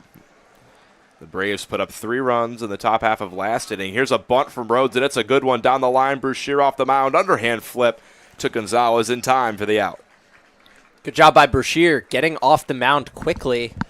That was a very good bunt down the first base line. Gonzalez charged on it initially, saw that Bruschier was covering his position, and was able to get back to first in plenty of time. But Rhodes, a good effort there. Almost had a bunt single. Walker Bazile now steps in. He grounded out to second base in his first at-bat, walked in his second at-bat, and the lefty digs in for the first time against Bruschier. He fouls one back into the net for strike 1. 6 runs on 6 hits, no errors for the Big Train. 4 runs on 8 hits, no errors for the Braves. 0-1 from Bruschier. Slider catches at the knees for strike 2. Bruschier looks a lot sharper today than he did in his first outing on opening day, where he walked 3 batters out of the 6 that he faced. 0-2, the ECU Pirate trying to get the first strikeout of his outing. Fastball just misses up. Not a bad pitch, 0-2. Trying to get a chase. Walker Bazile pretty short of stature in the box. Just 5'9". 1-2, popped up in the air, shallowly down the left field line. Panette racing back, but can't make the over-the-shoulder catch. It's just out of his reach. Yeah, turned around and went into a full-on sprint. So that ball was floated into foul territory, just a little out of his reach. And a good effort, and Panette has really shown some things over at third, especially in Friday's win over the T-Bolts. He had 5 assists, and most of them were pretty difficult plays. 1-2 from Bruschier. Fastball runs inside, and Bazile will shuffle out of the way. But Panette, I think he's been, of the Big Trade infielders so far, he's been the one I've been the most impressed with defensively. A lot of range and a strong arm for him over there. Bruschier kicks and fires the 2-2. Swing and a miss, strike 3. He ramps it up to 90 miles an hour. And Bazile down on strikes. Well, Panette has been the most impressive defensively, also the most impressive offensively with his 2 homers, 2 doubles today. And Bruschier, I've been impressed by his stuff today. It's playing fastball at the top of the zone, off speed at the bottom. He's not afraid to go inside to left-handed hitters. He's done a really good job. He's only faced 3 batters, but done a fantastic job so far. And he runs one inside on the first pitch to Sam Grew. Ball gets away. Maybe a little too not afraid to go inside that time. Almost hit him. Panett, though, leading defender, leading hitter so far for the Big Train. Definitely their leading candidate to be a part of the All-Star team. The All-Star game will be happening at Shirley Povich Field this year. We will be on the call for that. Fastball misses high and away from Brashear. It's now 2-0 on Groob. Yeah, hopefully two of us and Jackson find a way to all get in on the action. The three-man broadcast booth this season, only two at a time for the games, employing a rotation all year long. 2-0, kick in the fire from Brashear. Inside again. Count is 3-0. You just saw Jackson earlier in this game interview one of our writers, Alex Rubison. Later in the game, between the top and bottom half of the seventh inning, he'll be talking to our graphic designer, Caroline Smith, who does a great job running all the social media pages. 3-0 from Brashear. Fastball catches the high outside corner for a strike. And if you aren't following the social media pages, it's Go Big Train on Instagram and Twitter/X. And you should go follow. Brashear set. Fires the 3-1. Slider just misses inside. And our TrackMan had that as in the strike zone pretty clearly. Not even on the black, but umpire disagrees. So a 2-out walk issued to Groob, who's been on 3 times today. That's, I think, another one of those instances where the catcher has to move the glove a lot, and it doesn't look like a strike, especially with that ball breaking. Where it's caught is not necessarily where it's in the strike zone. Runner off for second. Hawk the throw down, not in time. Sam Groob with a stolen base. His second of the game. He stole 27 at Mount St. Mary's this year, which is just a ridiculous number. He picked a good pitch to go on. It was a slider from Brashear. Called a strike to Franklin Gomez, the second hitter in this lineup. That fastball runs up and in on him. Big Train leading by 2 after they were up 6-1 after the bottom half of the second. 3 runs for the Braves in the top half of the 5th, looking to add on in the 6th. Brashear ramps up the fastball up in the zone and gets a swing and a miss from Gomez. Really good pitch. 89 miles an hour, 15 inches of vertical break. A lot of ride is what I'm trying to say. That evaded the bat. Gomez just swinging under it. Brashear 1 strike away from a scoreless 6th. The kick in the fire. Big fly ball out of play near the picnic pavilion. The count will stay 1-2 on Gomez. So Brashear peppering the top of the zone with fastball. See if he goes to that slider. Devastating break on the slider if he can get it on the outside corner. Groob bouncing off of second. 1-2 from Brashear. Swing and a miss on another elevated fastball. Gomez down on strikes. 2 strikeouts in the inning for Brashear. No runs, no hits, no errors. 1 runner left on base as we head to the bottom of the 6th. 6-4, Big Train.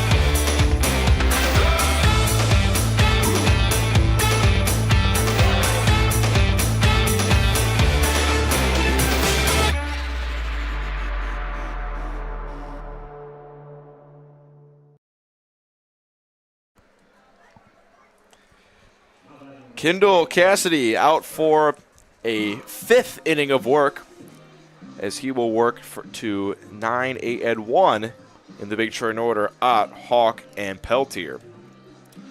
Ott set to lead things off. He walked, came around to score in the 2nd inning, and popped up to second base.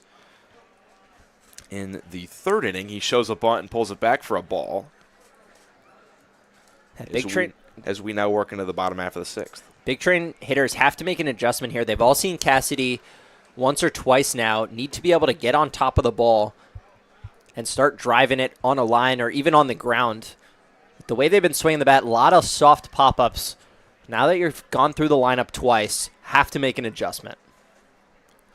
Cassidy set 2-0. Misses low. 3-0 quickly on Ott. There is action in the Brave pen. There's a righty warming up. Or getting loose. Ott takes an elevated fastball at 78 for a strike. Cassidy peers in, has his sign. Cubs set with the hands at his face. And delivers a slider high and inside for a ball. Ott with his 2nd walk of the day. And that's the first walk issued by Cassidy. Big Train, all 6 of their runs coming in the 2nd inning. Only 3 hits, 3 guys walked and came around to score in that inning. Since Cassidy's come on, the offense has been sparse because nobody has gotten a free pass until Ott just now. So we'll see if that sparks. Ott is off at first, and Cassidy has him in a rundown. He runs straight at him, flips to first. Ott giving chase. Staying in this rundown for a while. Executed pretty well so far by the Braves, and it will be Terrence Rhodes who applies the tag for the pickoff. Ott picked the first pitch to go on, and Cassidy just outweighted him. He was going on first move. Cassidy just hung out, and Ott eventually took off. Good job by Cassidy to not panic, step off the mound, run at him. That was executed perfectly by the pitcher. Pretty good rundown execution, too, by the Braves. Maybe a little bit more throws than you'd like, but Ott's got some speed, and they eventually ran him down. So now there's nobody on for Hawk as he takes down and away for ball 1.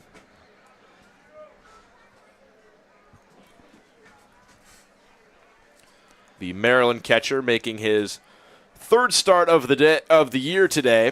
He's on an every other game rotation with the FAU catcher, Dylan Murphy, who started yesterday in Gaithersburg. 1-0. Hawk drives one deep in the air out toward right, but Edelman has a beat on it and will make the catch for the 2nd out.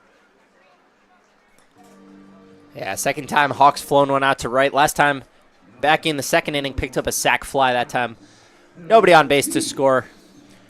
Cassidy, while dealing to the big train order for the 3rd time, only 1 hit and 1 walk to go with 4 pop-ups and 2 flyouts. It's pretty impressive stuff. He's 1 out away from a clean 6. Peltier shows bunt, gets it down the 3rd base line, and it's a good one. Helton charges from 3rd. He will have no throw. So the speedy ECU Pirate Peltier on for the 3rd time today with his 2nd hit, a bunt single. Peltier needed a game to get comfortable. Friday's contest, 0 for 4, 2 strikeouts. Since then, he's got 4 hits. He's been on 6 times via hit or walk. On top of that, he's got reached on an error, fielder's choice, that he has created havoc on the base paths with stolen bases, runs scored in those situations. So he's been tremendous. And you know he's going to be off for 2nd soon. At some point, although with Ott getting picked off, maybe they want to stay put, but I don't think that changes things because they're going to want him in scoring position with the 2 outs. This is true. Pickoff attempt, but he's back. Already 6 stolen bases for Peltier this season. He has 1 today, stole 3rd back in the 2nd inning. Stole 5 yesterday, including 2nd and 3rd in the 9th inning. He has a very big lead. I'd imagine once Cassidy goes to the plate, he's gone. That time he looked him back, had to take a step back. So not on that pitch. Wright, today's 2nd baseman, is ahead in the count 2-0. Another very strong lead for Peltier at 1st. Cassidy will check him, and he's back. Brendan Wright, infield single in the 2nd inning on a ground ball to first base. we thought might have been scored an error, but ended up being a hit. Had a sac bunt in the first and flew out to center in the fourth. 7 hits so far in this game for the Big Train. Wright takes in the dirt. It gets away, so Peltier, not a stolen base, but he gets up to second. The rain has started to pick up a little bit. A light drizzle has started to come. We saw a little bit of a drizzle in the first and second inning.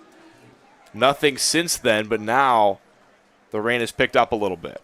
I don't believe we're scheduled for anything heavier than a drizzle. There is maybe some medium-heavy rain scheduled over the next hour, but hopefully nothing that'll derail this ball game. 3-0 to Wright. He takes upstairs for a walk. Second time he's been on today. John Martinez will dig in. He has a walk, a sacrifice fly, and a ground out today.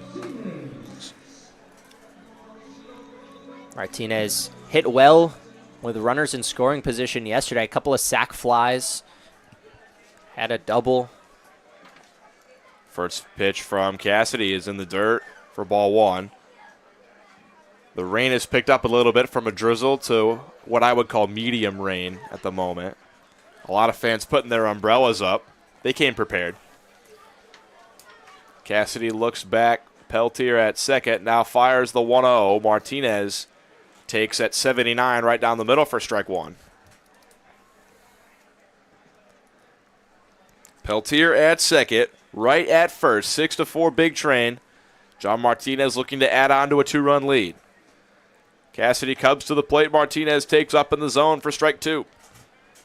Yeah, it looked like he wanted to pull the trigger on that one and then held off as that ball was running away towards the other batter's box, but stuck in the zone long enough to pick up a second strike. Cassidy 1 strike away from a clean inning in the 6th. Line drive in the air to shallow right. This ball's looping and it will get down. Peltier's around third. He's going to score, and the Big Train get a run back. Wright's up to third at 7-4. Great piece of hitting by John Martinez. Saw a fastball on the outside corner on the pitch before. This one well off the plate. Able to just get the bat head out, flare it the other way, and that was a long run for Edelman and Wright. And Peltier with his speed, 2 outs, there was no doubt that he was scoring. After a walk, a pickoff, and a flyout, starting the inning with 2 outs, a single, a walk, and a single, has netted the Big Train a run. And now Logan Panett, with 2 doubles today, digs in, and he chops one over to his fellow third baseman Helton, but he's able to make the play even with the wet ball as the rain continues to pick up. 1 run on 2 hits, no errors, 2 runners left on base. We head to the top of the 7th.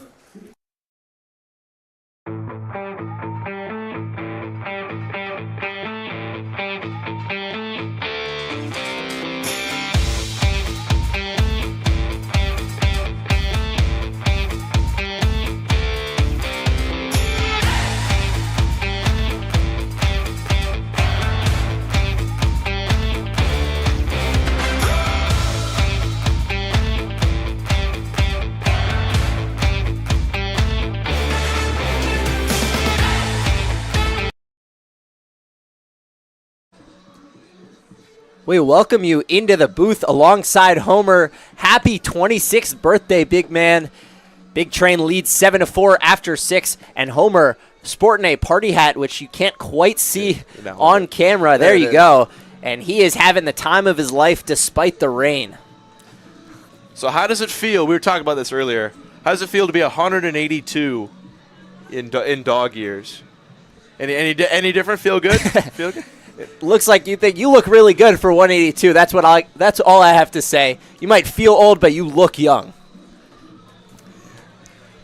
Yeah. Hope you're having a good day today, Homer. I see you've been playing some cornhole with the kids. A lot of kids out for Homer's birthday bash. Got the backwards hat on, sporting 99. Looking really good on camera. I got to say, my friend, you are photogenic. For 182, Especially. that's for sure. For any age, certainly more photogenic than you or I, Quincy. For sure. All right, Homer, we thank you for joining us in the booth. Top of the 7th set to start. Everyone go on to Instagram or Twitter. Wish Homer a happy birthday if you're not at the ballpark. Thank you for joining us, Homer. That was his 26th birthday. Top of the 7th, set to commence. Brushear back out, and he will face Nick Frankuzenko. Frankuzenko 1 for 3, had a single and a run scored in that 3-run 5th inning. Brashear 1.1 clean innings pitched, just a walk issued. Pair of strikeouts. He's even 1-1 with Frankuzenko.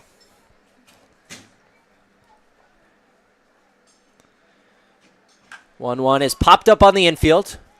Panette, now Martinez calling him off. Playable, and there's one away. Yeah, this rain continuing and continuing to pick up. Hopefully, we don't see any delays in this game. Yeah, the rain's starting to come down steady. It's going to make it tough for these pitchers. Not necessarily the most ideal conditions for Big Train. Trying to protect a 3-run lead. Rain's going to make it harder to grip the ball, which means that these pitchers, and you see right there, throws behind Trent Edelman, not on purpose, just slipped out of his hands. That definitely just slipped out of his hand. And that's going to be an issue, especially on breaking balls. It's going to be really tough for these pitchers to command that pitch, get a good grip, and able to snap that ball into the zone. So expect to see fastball heavy the rest of the way from both sides. And I think that does not help Kendall Cassidy, who's been pitching for the last 5 innings for the Braves, because he's very off-speed heavy. You saw him lose control a little bit in that last inning, 2 walks. With that being said, there's pretty limited action. Nobody throwing at the moment. Guys moving around, but nobody warming up. In that Braves bullpen, it does look like it'll be Cassidy's ball to start the bottom half of the 7th. Brashear walks Edelman on 4 pitches, so there's 1 on and 1 out. Charlie Magulik stepping to the plate. He's struck out looking the last 2 times he's been up.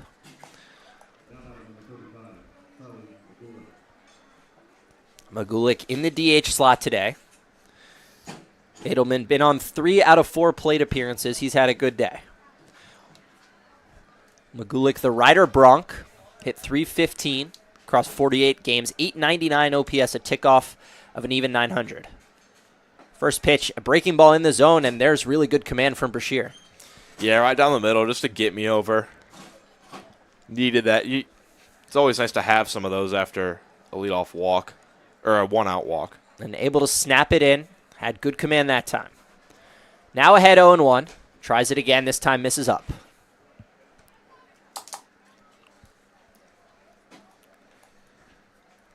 Brashear's second time on the bump for the Big Train. Looking to get out of the 7th inning, protecting a 3-run lead. Picks over to first. Edelman back in safely.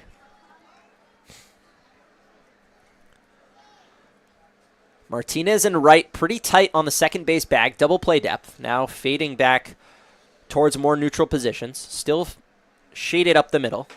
Swing and a miss from Magulik. Big hack on an upstairs fastball. Yeah, I think with this rain picking up, hitters are going to need to be patient. This now, in weather like this more than ever, you're going to have to take your walks and be patient up there, because you know pitches aren't going to be coming in the zone as often. Both teams doing a good job controlling walks. Runner goes, swing and a miss from Magulik. He goes down. Throw is in time. Jacob Hawk cuts down Trent Edelman. It's a strike him out, throw him out, inning-ending double play, and we will stretch. Big Train leads 7-4.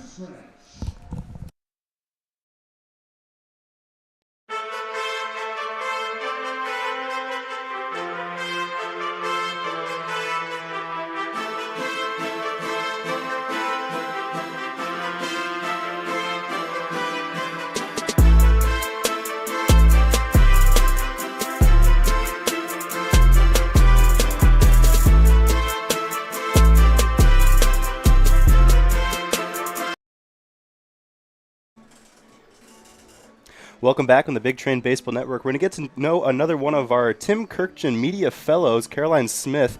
Caroline, how are you doing? I'm good. How are you? Doing well. So Caroline is our marketing and graphic design intern. So tell us a little bit how you market a team like the Big Train.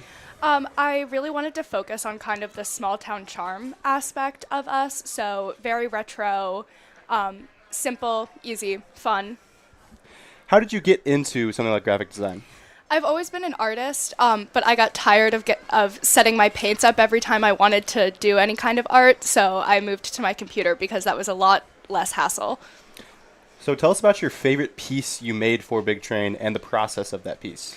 I really like our lineup card that I post on the Instagram story. I kind of was inspired by the Red Sox and their graphic design team. They're very, very talented, so I liked the kind of like thrown together aspect of it, using a bunch of different like logos as little stickers. Caroline, thanks so much for your time. Be sure to follow the Big Train Instagram account to see all of Caroline's work.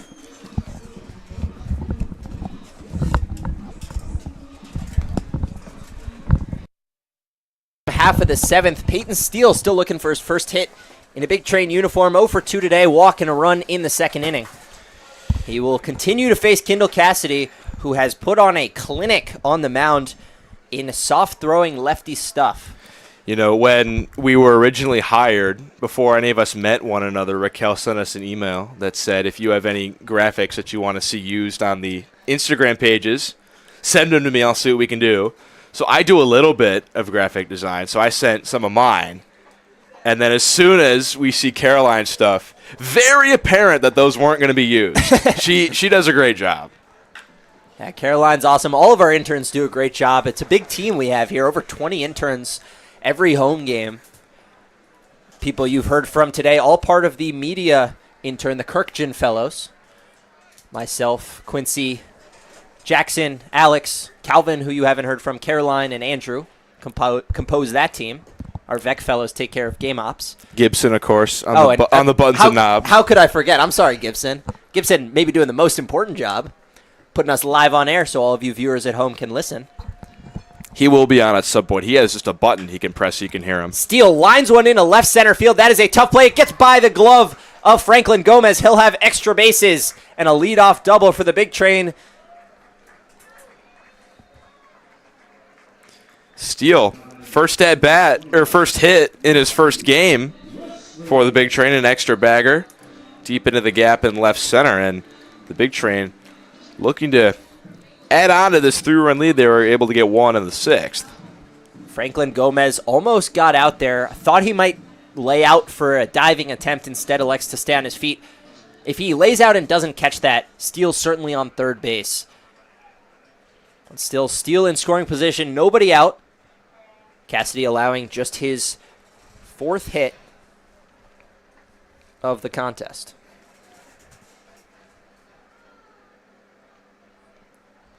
Or fourth hit, I should say, since the second inning. Gave up a couple hits in that second inning, allowed 2 earned runs, but has been on point since then. Slider comes in at 69 right there. Standing in the box is Matt Wesley, who does see that exceptionally slow slider. I am a big fan of any pitch that touches under 70 miles an hour at the collegiate level. That brings me joy to be able to pinpoint a pitch with movement like that. Wesley, shallow pop-up, charging as Gomez. He's able to make this play, and there's one away. Yet another pop-up endured, courtesy of Kendall Cassidy. That time Gomez unable to stay off his front foot, just lunging a little and got the bat head out in front of it. Emilio Gonzalez steps to the plate, 2 for 3 day. He's broken out of a mini early season slump, started the season 2 of 13. He's doubled his hit total today with an RBI double in the second and a single in the third. And he put a pretty good bat on one in last inning, just caught out there. And another good bat. That gets through for a single. Steele's going to be held at third. Got a late break. Had to hold to make sure the line drive got through. Emilio Gonzalez, a 3-hit day. And Big Train have 2 on and 1 away for the bottom of the order. It's great to see him break out. He's just been, I feel like, one piece that you knew had a lot of potential but was just a little bit lacking in those first couple of games. Got the day off yesterday. Reset everything, his mind, or whatever he did, it's worked. 2 singles and a double. Have a day, Emilio Gonzalez. And he's hit them all exceptionally hard. That ball lined at 103 miles an hour off the bat. Just got through the infield in a hurry. Brett Ott at the plate now. He is 0 for 1 today. Pair of walks, did get picked off at the start of last inning. Takes strike 1. 0-1 to Ott. Grounded softly right side. Second baseman is over, and he makes the throw. This is Terrence Rhodes. Actually, defensive replacement for Rhodes is 22 Connor Doherty. Glad I noticed that. So Doherty in the game as a defensive sub. He makes the first play. Emilio Gonzalez over to second. And there are 2 away. A run does come in to score. Sorry, I kind of buried the lead on that one. Peyton Steele crossing the plate. Big Train's lead is 8-4. First swing, first pitch to Hawk, popped up in the center. It'll be a bloop single. Gonzalez rounding third, headed for home. Throw is up the line, and he will score. RBI single for Hawk. Ball gets away. Hawk will advance to second on the throw, and a little bit of a flare from Hawk. Didn't get all of it, but it gets down for an RBI single. An aggressive send over there at third for Emilio Gonzalez, but with 2 outs and the rain starting to come down, that's a perfect spot for an aggressive send. The throw may have beat Gonzalez, but with that wet ball, it's going to be almost impossible to get an on-line throw from deep center field. So Gonzalez able to cross, and another good inning for the Big Train. That's the second time Gonzalez has beaten a throw to the plate. First time, Bazile bobbled the ball in center. Gonzalez was able to take advantage of that to come around and score. This time, Bazile handled it cleanly, just couldn't make the throw. The lineup flips over to Alex Peltier. Another 2-hit day for him. Back-to-back multi-hit games. Has a walk, stolen base, a couple of runs scored.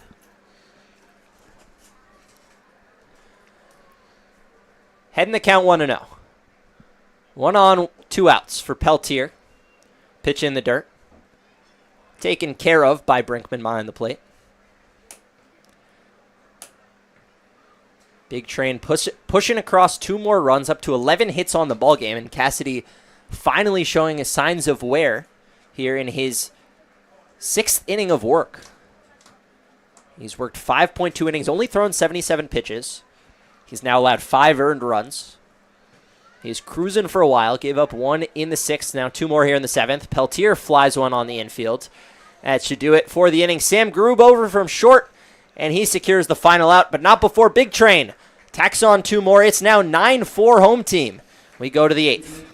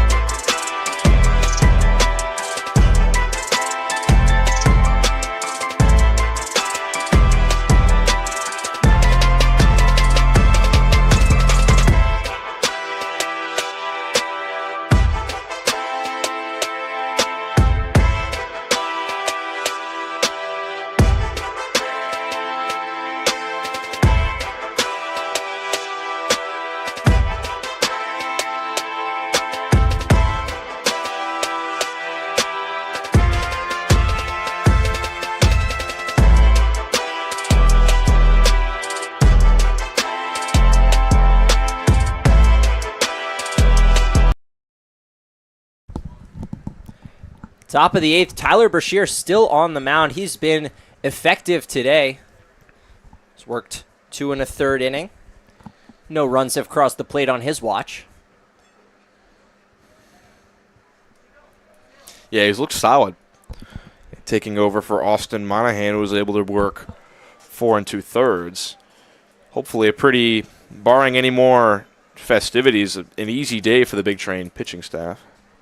Monahan looked really good through 4 innings, faltered a little in the 5th. Brashear closed out the 5th with a pop-up. Since then, has worked 2 scoreless, has not allowed a hit yet. 3 strikeouts. Even in the count, 1-1 against Charlie Brinkman, the catcher. Brinkman 1 for 3 today, 2 RBI double. That was the big hit down the line in the 5th. Flies one into right, can of corn for steal. 1 away.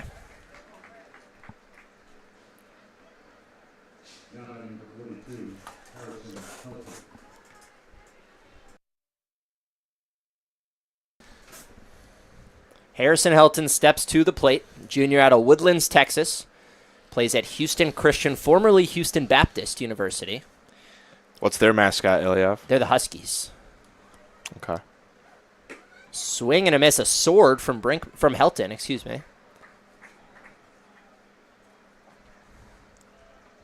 Houston Christian, a tough one.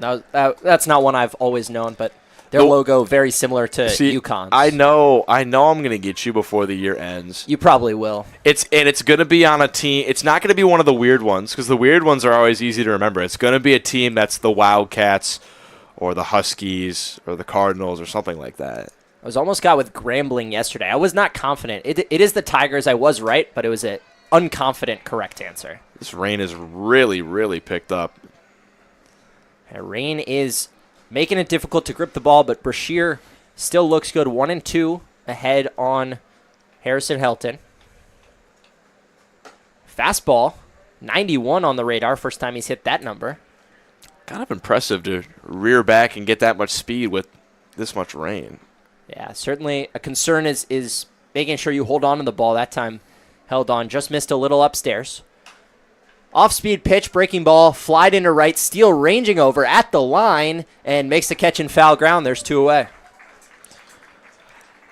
And that is a bit of a tough play because he's ranging towards the wall, running out of room, and the grass is wet.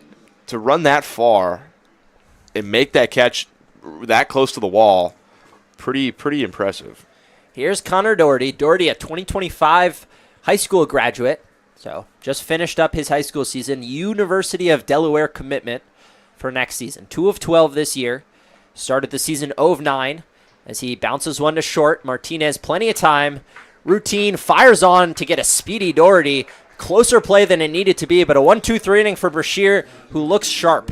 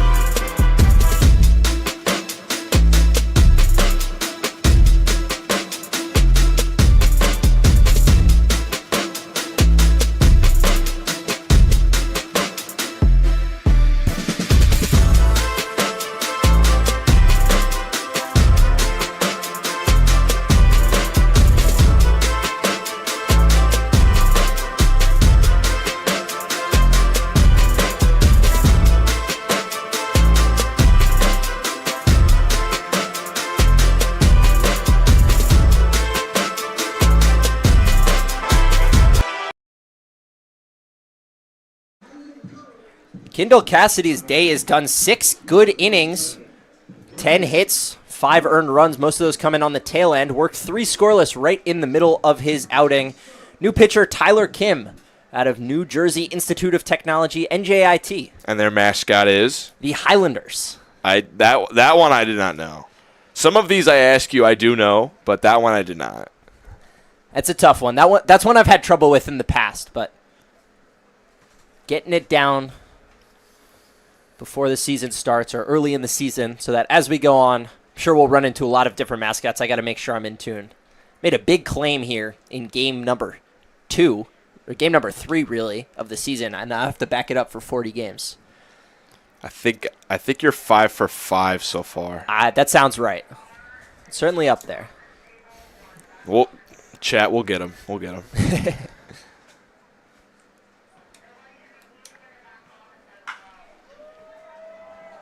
Brennan Wright rips one down the line. That'll be extra bases. That it will be a He might have double. 3.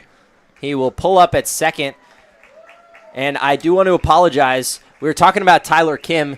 I actually got the number wrong. It's Ben Kogar who's pitching. Tyler Kim is from NJIT. His mascot is the Highlanders. Ben Kogar is the arm that's actually on the mound right now. He's from Moravian University, and don't ask me their mascot. Their mascot is? They are not Division I, and I will not claim to know it. So apologies to Kogar and to Kim. Brendan Wright doubles off of Kogar to lead off the inning. As a mistake by me on my computer, I had the wrong guy pulled up, and I sound a little silly. Moravia University are the Greyhounds. It's a good mascot. Can you name the Division I team that's the Greyhounds? John Martinez hit by a pitch. There's one Division I team. Oh my! And they're actually in the area.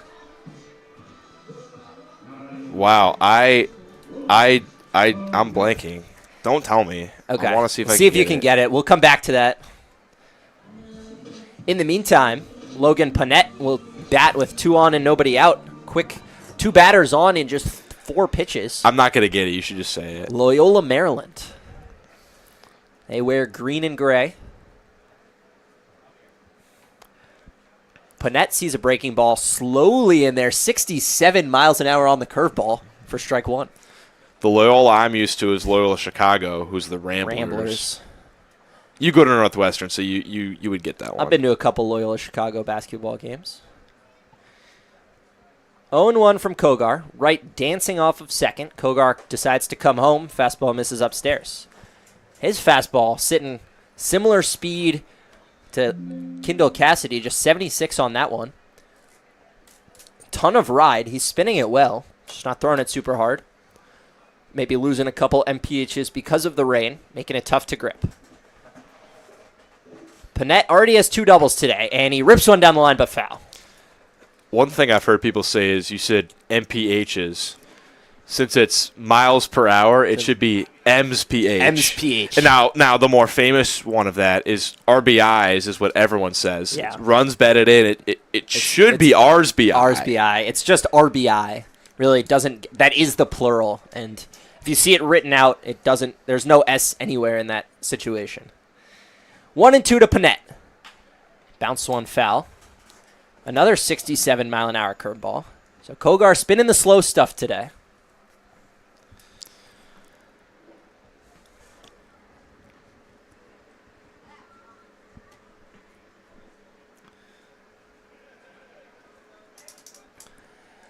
Ben Kogar, a clean inning in his only appearance this season. A walk, but that was it. Nobody came around to score. 1 appearance at Moravian, 1.2 innings pitched, a strikeout. He retired all 5 batters he faced. 1-2 to Panett is in the dirt.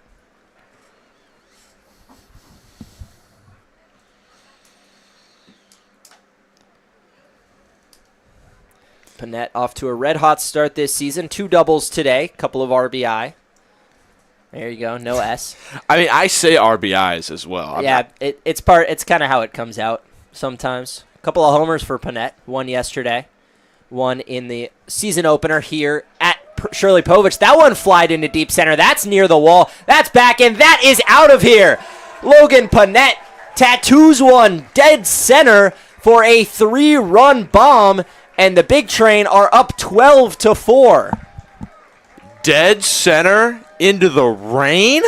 over the batter's eye that stands about 25 feet out there in center field. He got all of that one, and Logan Panet is making a case for the best hitter in the Cal Ripken League in the first week of the season. 95 miles an hour off the bat, 383 feet. And look where that pitch was located. That was on the black on the outside corner. He was able to stay behind that baseball and drive it right to dead center. So Big Train piling on in the late innings after the game got close. First pitch to Peyton Steele in for a ball just high.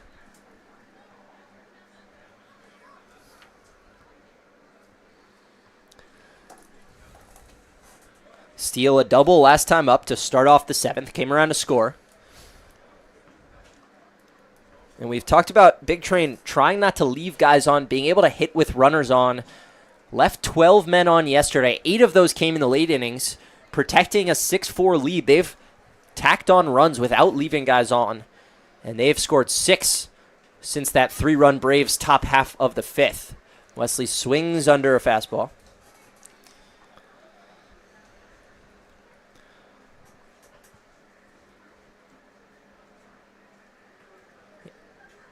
Two-one count from Kogar. Misses outside with a curveball, and it's been a tough outing for him so far. All 3 batters have reached, and all 3 have come around to score on the Logan Panet 3-run bomb. And we mentioned this in the second inning, or I did at least.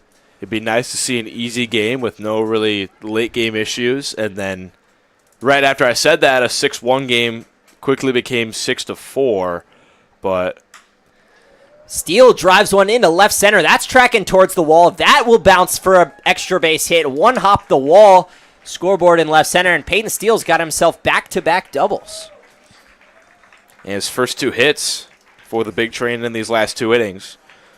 But since it was 6-4, it was 1 run in the 6th, 2 in the 7th, 3 so far in the 8th, and still nobody out. And you have the now white-hot Emilio Gonzalez coming up. Emilio Gonzalez's day is done. With the lead at 8, Parker Corbin will get his swings. Started each of the first 4 games, 0-4-13 on the season. So head coach Sal Colangelo using the 8-run cushion to get a guy who he wants to be in the starting lineup, maybe swinging a hot bat, maybe pick up a hit or at least see one go down. I got a little bit ahead of myself. It's Corbin is replacing Wesley. Good call, actually. And Gonzalez is now on deck. Is standing on deck, so Wesley's day is done. Corbin lines one the other way into left field, tracking as Gomez. That'll get down.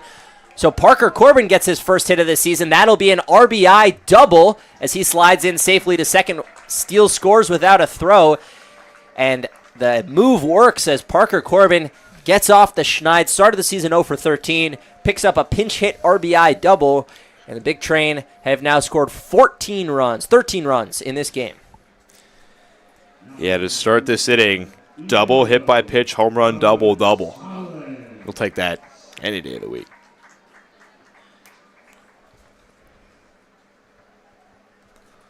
Emilio Gonzalez, as we've mentioned, 3-for-4, having a great day out of the 7 spot. Man on second base, still nobody out here in the bottom half of the 8th. Last ups for the Big Train, unless the Braves tack on 10 or more in the top of the 9th. Now, Eliav, those are things we just don't say on a broadcast. You're right, but at the same time, this cushion feels pretty safe. Brashear is really working well. Gonzalez, a slow roller to third, picking up and throwing off his back foot is Helton, and a nice play to retire Gonzalez for the first out. First out of the inning for Kogar. Moves Corbin up to third. Still, though, great day for Gonzalez, 3-for-5. Brett Ott stepping in, looking for his first hit of the day. Does have a pair of walks and an RBI ground out back in the 7th. Only Big Train player without a hit today. Has been on twice. Hit would pick up an RBI. Infield is in. Big Train lead 13-4. This has been that complete game that we've talked about. They needed one. Both sides of the ball Offensively, everyone's hit today. 13 runs. Home run from Logan Panette. Bunch of doubles. Brett Ott takes ball 2 inside. On the pitching staff, it's been 4.2 from Austin Monahan, who looked good until late in the 5th inning. And then Brashear has come on and shut the door. 3.1 scoreless so far. See if he comes back out for the 9th. Meanwhile, Ott bounces one foul. Counts 1-2. I'm a little surprised the infield's playing in while down As 9 am I. runs. As am I. But It's the attitude you have to have, yeah, I think. at the same time, you don't want to prolong the suffering, as it could be described. And Brett Ott is punched out high curveball that was an inch or two above the zone, according to our TrackMan. But Ott sits down, maybe a result of the umpire wanting to get out of the rain. Can't really blame him, if I'm being honest. Jacob Hawk steps to the plate, bloop RBI single to center field in the 7th.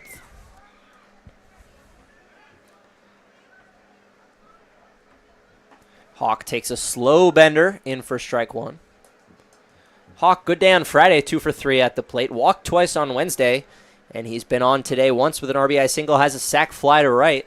So a pair of RBIs for Jacob Hawk. Pop fly, right side, trailing, foul, and it will get out of play.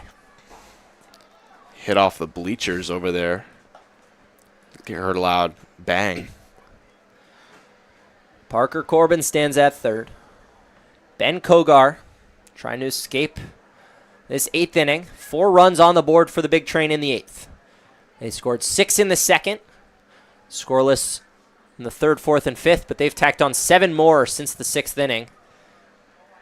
Hawk takes ball 1. Ball in the dirt. I'm very glad that this rain hasn't gotten any harder to where it's pooled up on the field. The field's about at its limit for water it can hold, but the rain's been coming down pretty hard, and we're still playing, which I do like. Got a half an inning left after this out. Hawk takes ball 2 outside. Next home game won't be till Thursday, so the field will have some time to recover. Tomorrow, the Big Train head to Woodbridge, Virginia to take on the D.C. Grays. 0-1 against the Grays. That'll be Jackson and Quincy on the call. It'll be my day off. Full count, 2 outs on Jacob Hawk. Tuesday's a day off. Would have been rescheduled had this game gotten canceled, which was in the cards when we arrived at the ballpark today. That would have been rescheduled for Tuesday. Instead, Tuesday will be an off day for the Big Train. Wednesday, Big Train will travel to Alexandria to take on the Aces for the first time this season, and then return home on Thursday against the Crop Dusters. Hawk works a walk. The lineup will flip over to Peltier, who will be the 9th batter of the inning. Yeah, the way we've been doing these broadcasts is we've just been rotating who's sitting out. So if you have any suggestions for home or away games on how we could incorporate the third person, do let us know. I do. It was Jackson's idea to do the interviews with the people that work with us. I do think that has worked pretty well so far. Yeah, so we could keep. I would want to keep doing that. Yeah, good interviews. We got to talk to 2 media interns today. Gibson on deck in the future. Maybe get some of the game ops interns in the booth. Counts 1-0 to Peltier. Popped out to short his last time up. That was last inning. Takes strike 1. Scores 13-4. Big Train leads. 2 outs, 2 on in the 8th. Alex Peltier batting for the 6th time today. 1-1 is grounded slowly to third. Helton coming in on it. Peltier with speed, and the throw is in the dirt. Peltier will be safe. Hawk over to third. Corbin comes around to score. We'll see whether that scored a single or an error. It was a tough play. Not sure the throw even beat him. Throw is not on line, but Peltier may have beaten it out either way. His speed really does kill. It does. I mean, hit or an error, the speed is the reason he's on first. Brennan Wright stepping up for the 2nd time in this inning. We'll let you know the official ruling when we get it. Looks like it's a hit. It was ruled a hit. So an infield single for Peltier. It's a 3-hit day for the freshman out of East Carolina. An RBI single. This is now the second inning where the Big Train have batted around. Batted 10 batters in the second inning. Peltier takes off for second. He will steal without a throw. That's got to be defensive indifference. We'll see how it's scored. In general, they don't give defensive indifference when you're losing big, though. Usually that's reserved for a big lead. But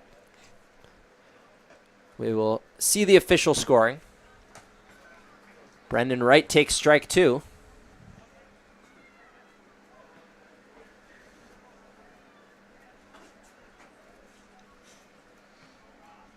Peltier ruled a stolen base, so that'll be his second of the game. And 7th in the last 2 games. 3 singles and a walk for him to go to 2 lonely pop-ups. Pretty good day at the office for him. Big Train have 16 hits today. Deuce is wild as that pitch runs in and hits Brendan Wright on the behind to load the bases. Second hit by pitch of the inning. Guy who was hit by the first pitch, John Martinez, stepping to the plate.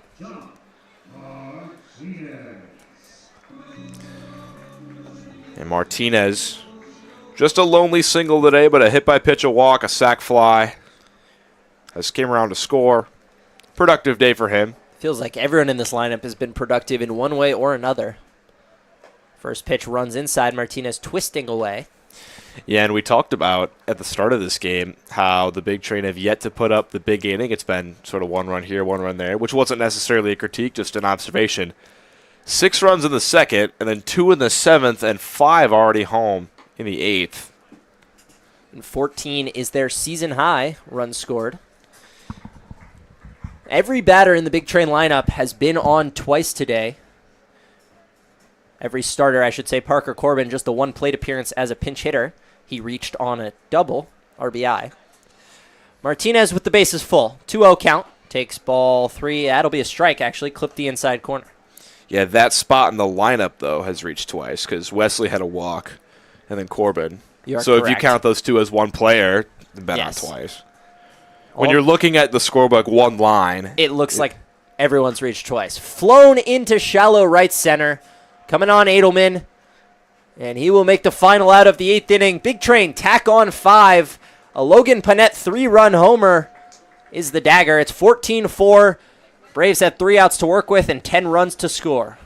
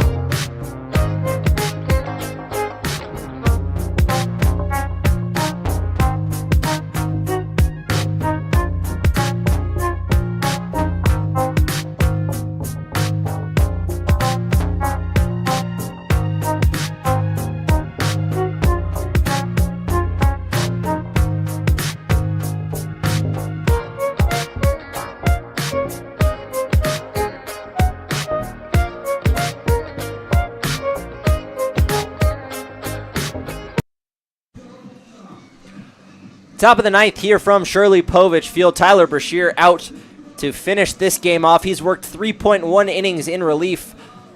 He's got 3 outs left to get. It'll be Walker Bazile in the 9th spot. Lineup turns over to Sam Grube and Franklin Gomez to close things out.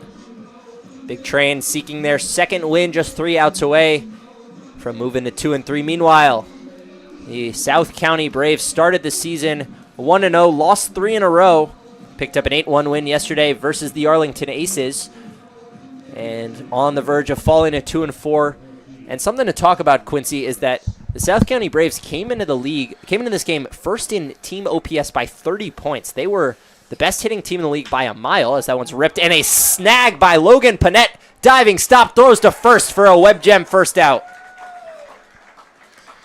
Yeah, we can hold off on that conversation to watch a diving play by Panett. That was beautiful over there. Exceptional. So a 3-run homer in the bottom half of the 8th, a diving stop in the top half of the 9th. What can't he do?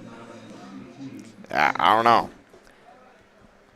Meanwhile, hit the ball to the opposite field. Most of his hits were pulled, even though his home run was to center. Dead so center. I think I'm out of options. Yeah. I don't need opposite field when you're hitting 3 homers and 2 doubles in the first 5 games. You can pull the ball and do whatever you want. Pull the ball all you want. It's just that we were talking about how that's like when he's able to pull the ball. That's when he can really poke him. But the pitch he hit for a home run was on the outside corner, so the pitcher attacked him away. Ben Kogar attacked him away. It was a good pitch. It was on the black.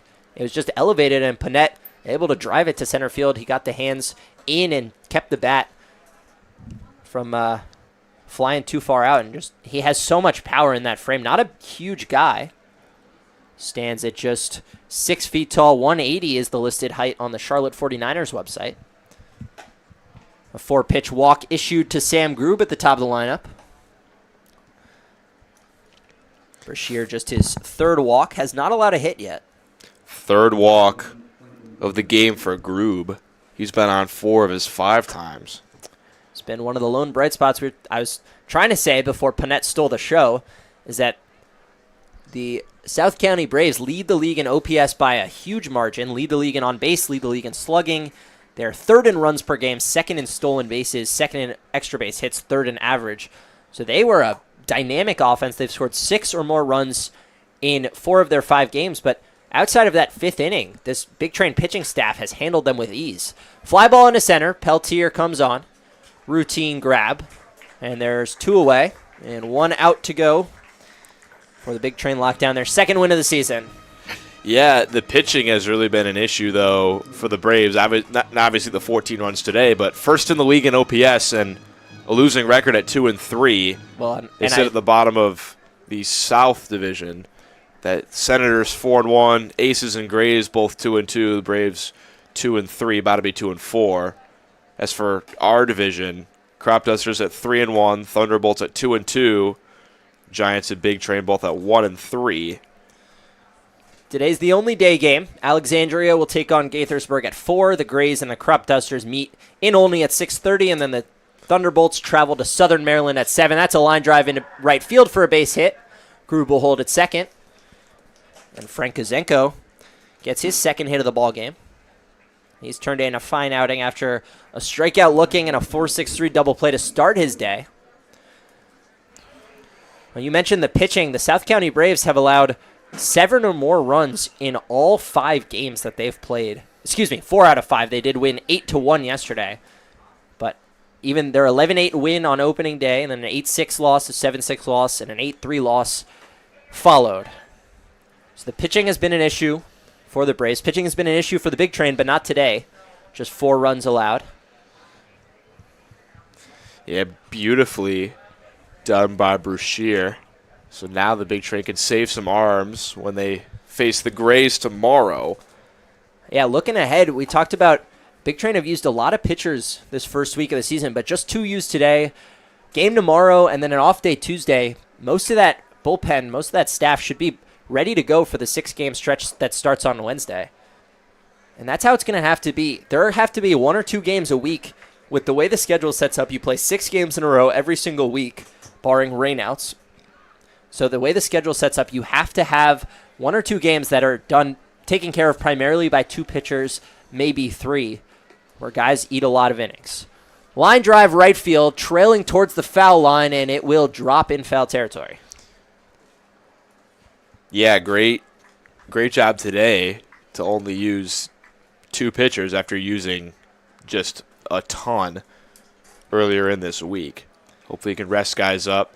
And you have pretty much everyone at your disposal tomorrow against the Grays. Then an off day before you play the Aces. 1-2 nubbed foul. Edelman stands at the plate. He's 2 for 3 today. RBI double, RBI single. Walked in the 7th, but was caught stealing on a strike him out, throw him out. Jacob Hawk cutting him down at second base. 1-2, 2 outs. Swing and a miss. He struck him out. And Tyler Brashear gets the job done. Big Train win. 14-4. They move to 2-3. South County Braves drop to 2-4. Tyler Brashear, the winning pitcher, 4.1 innings, 1 hit, 3 walks, no runs allowed. He struck out 4. The losing side, Tom Bork, one plus innings pitched, allowed 4 earned runs, 1 hit, 5 walks, struck out 1. Offensively, the Big Train came to life, 16 hits, scoring 14 runs. Logan Panett, the offensive star, a 3-run homer, a 2-run double, and another double. He went 3 for 5. Everyone hit up and down the lineup. Quincy, any final thoughts?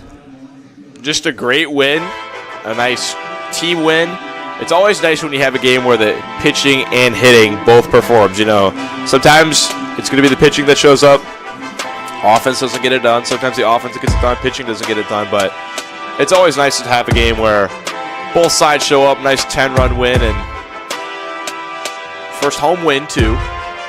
In the rain, the fans stuck around with their umbrellas. Had a treat today. Listed attendance 230. It's about a third of the total capacity of 700 here at Shirley Povich Field. Big Train will be back at home on Thursday. Get your tickets on bigtrain.org/tickets. Game tomorrow will be at 7 p.m., I believe, at the DC Grace. Final score from Shirley Povich Field, 14-4. Your Big Train take care of business. Line score, Big Train 14 runs, 16 hits, no errors, 10 left on. For the Braves, 4 runs, 9 hits, no errors, 9 left on. That'll do it for Quincy Bell, Gibson Hurt, and everyone who makes this product work. I'm Elliot Brooks Rubin. Have a great day.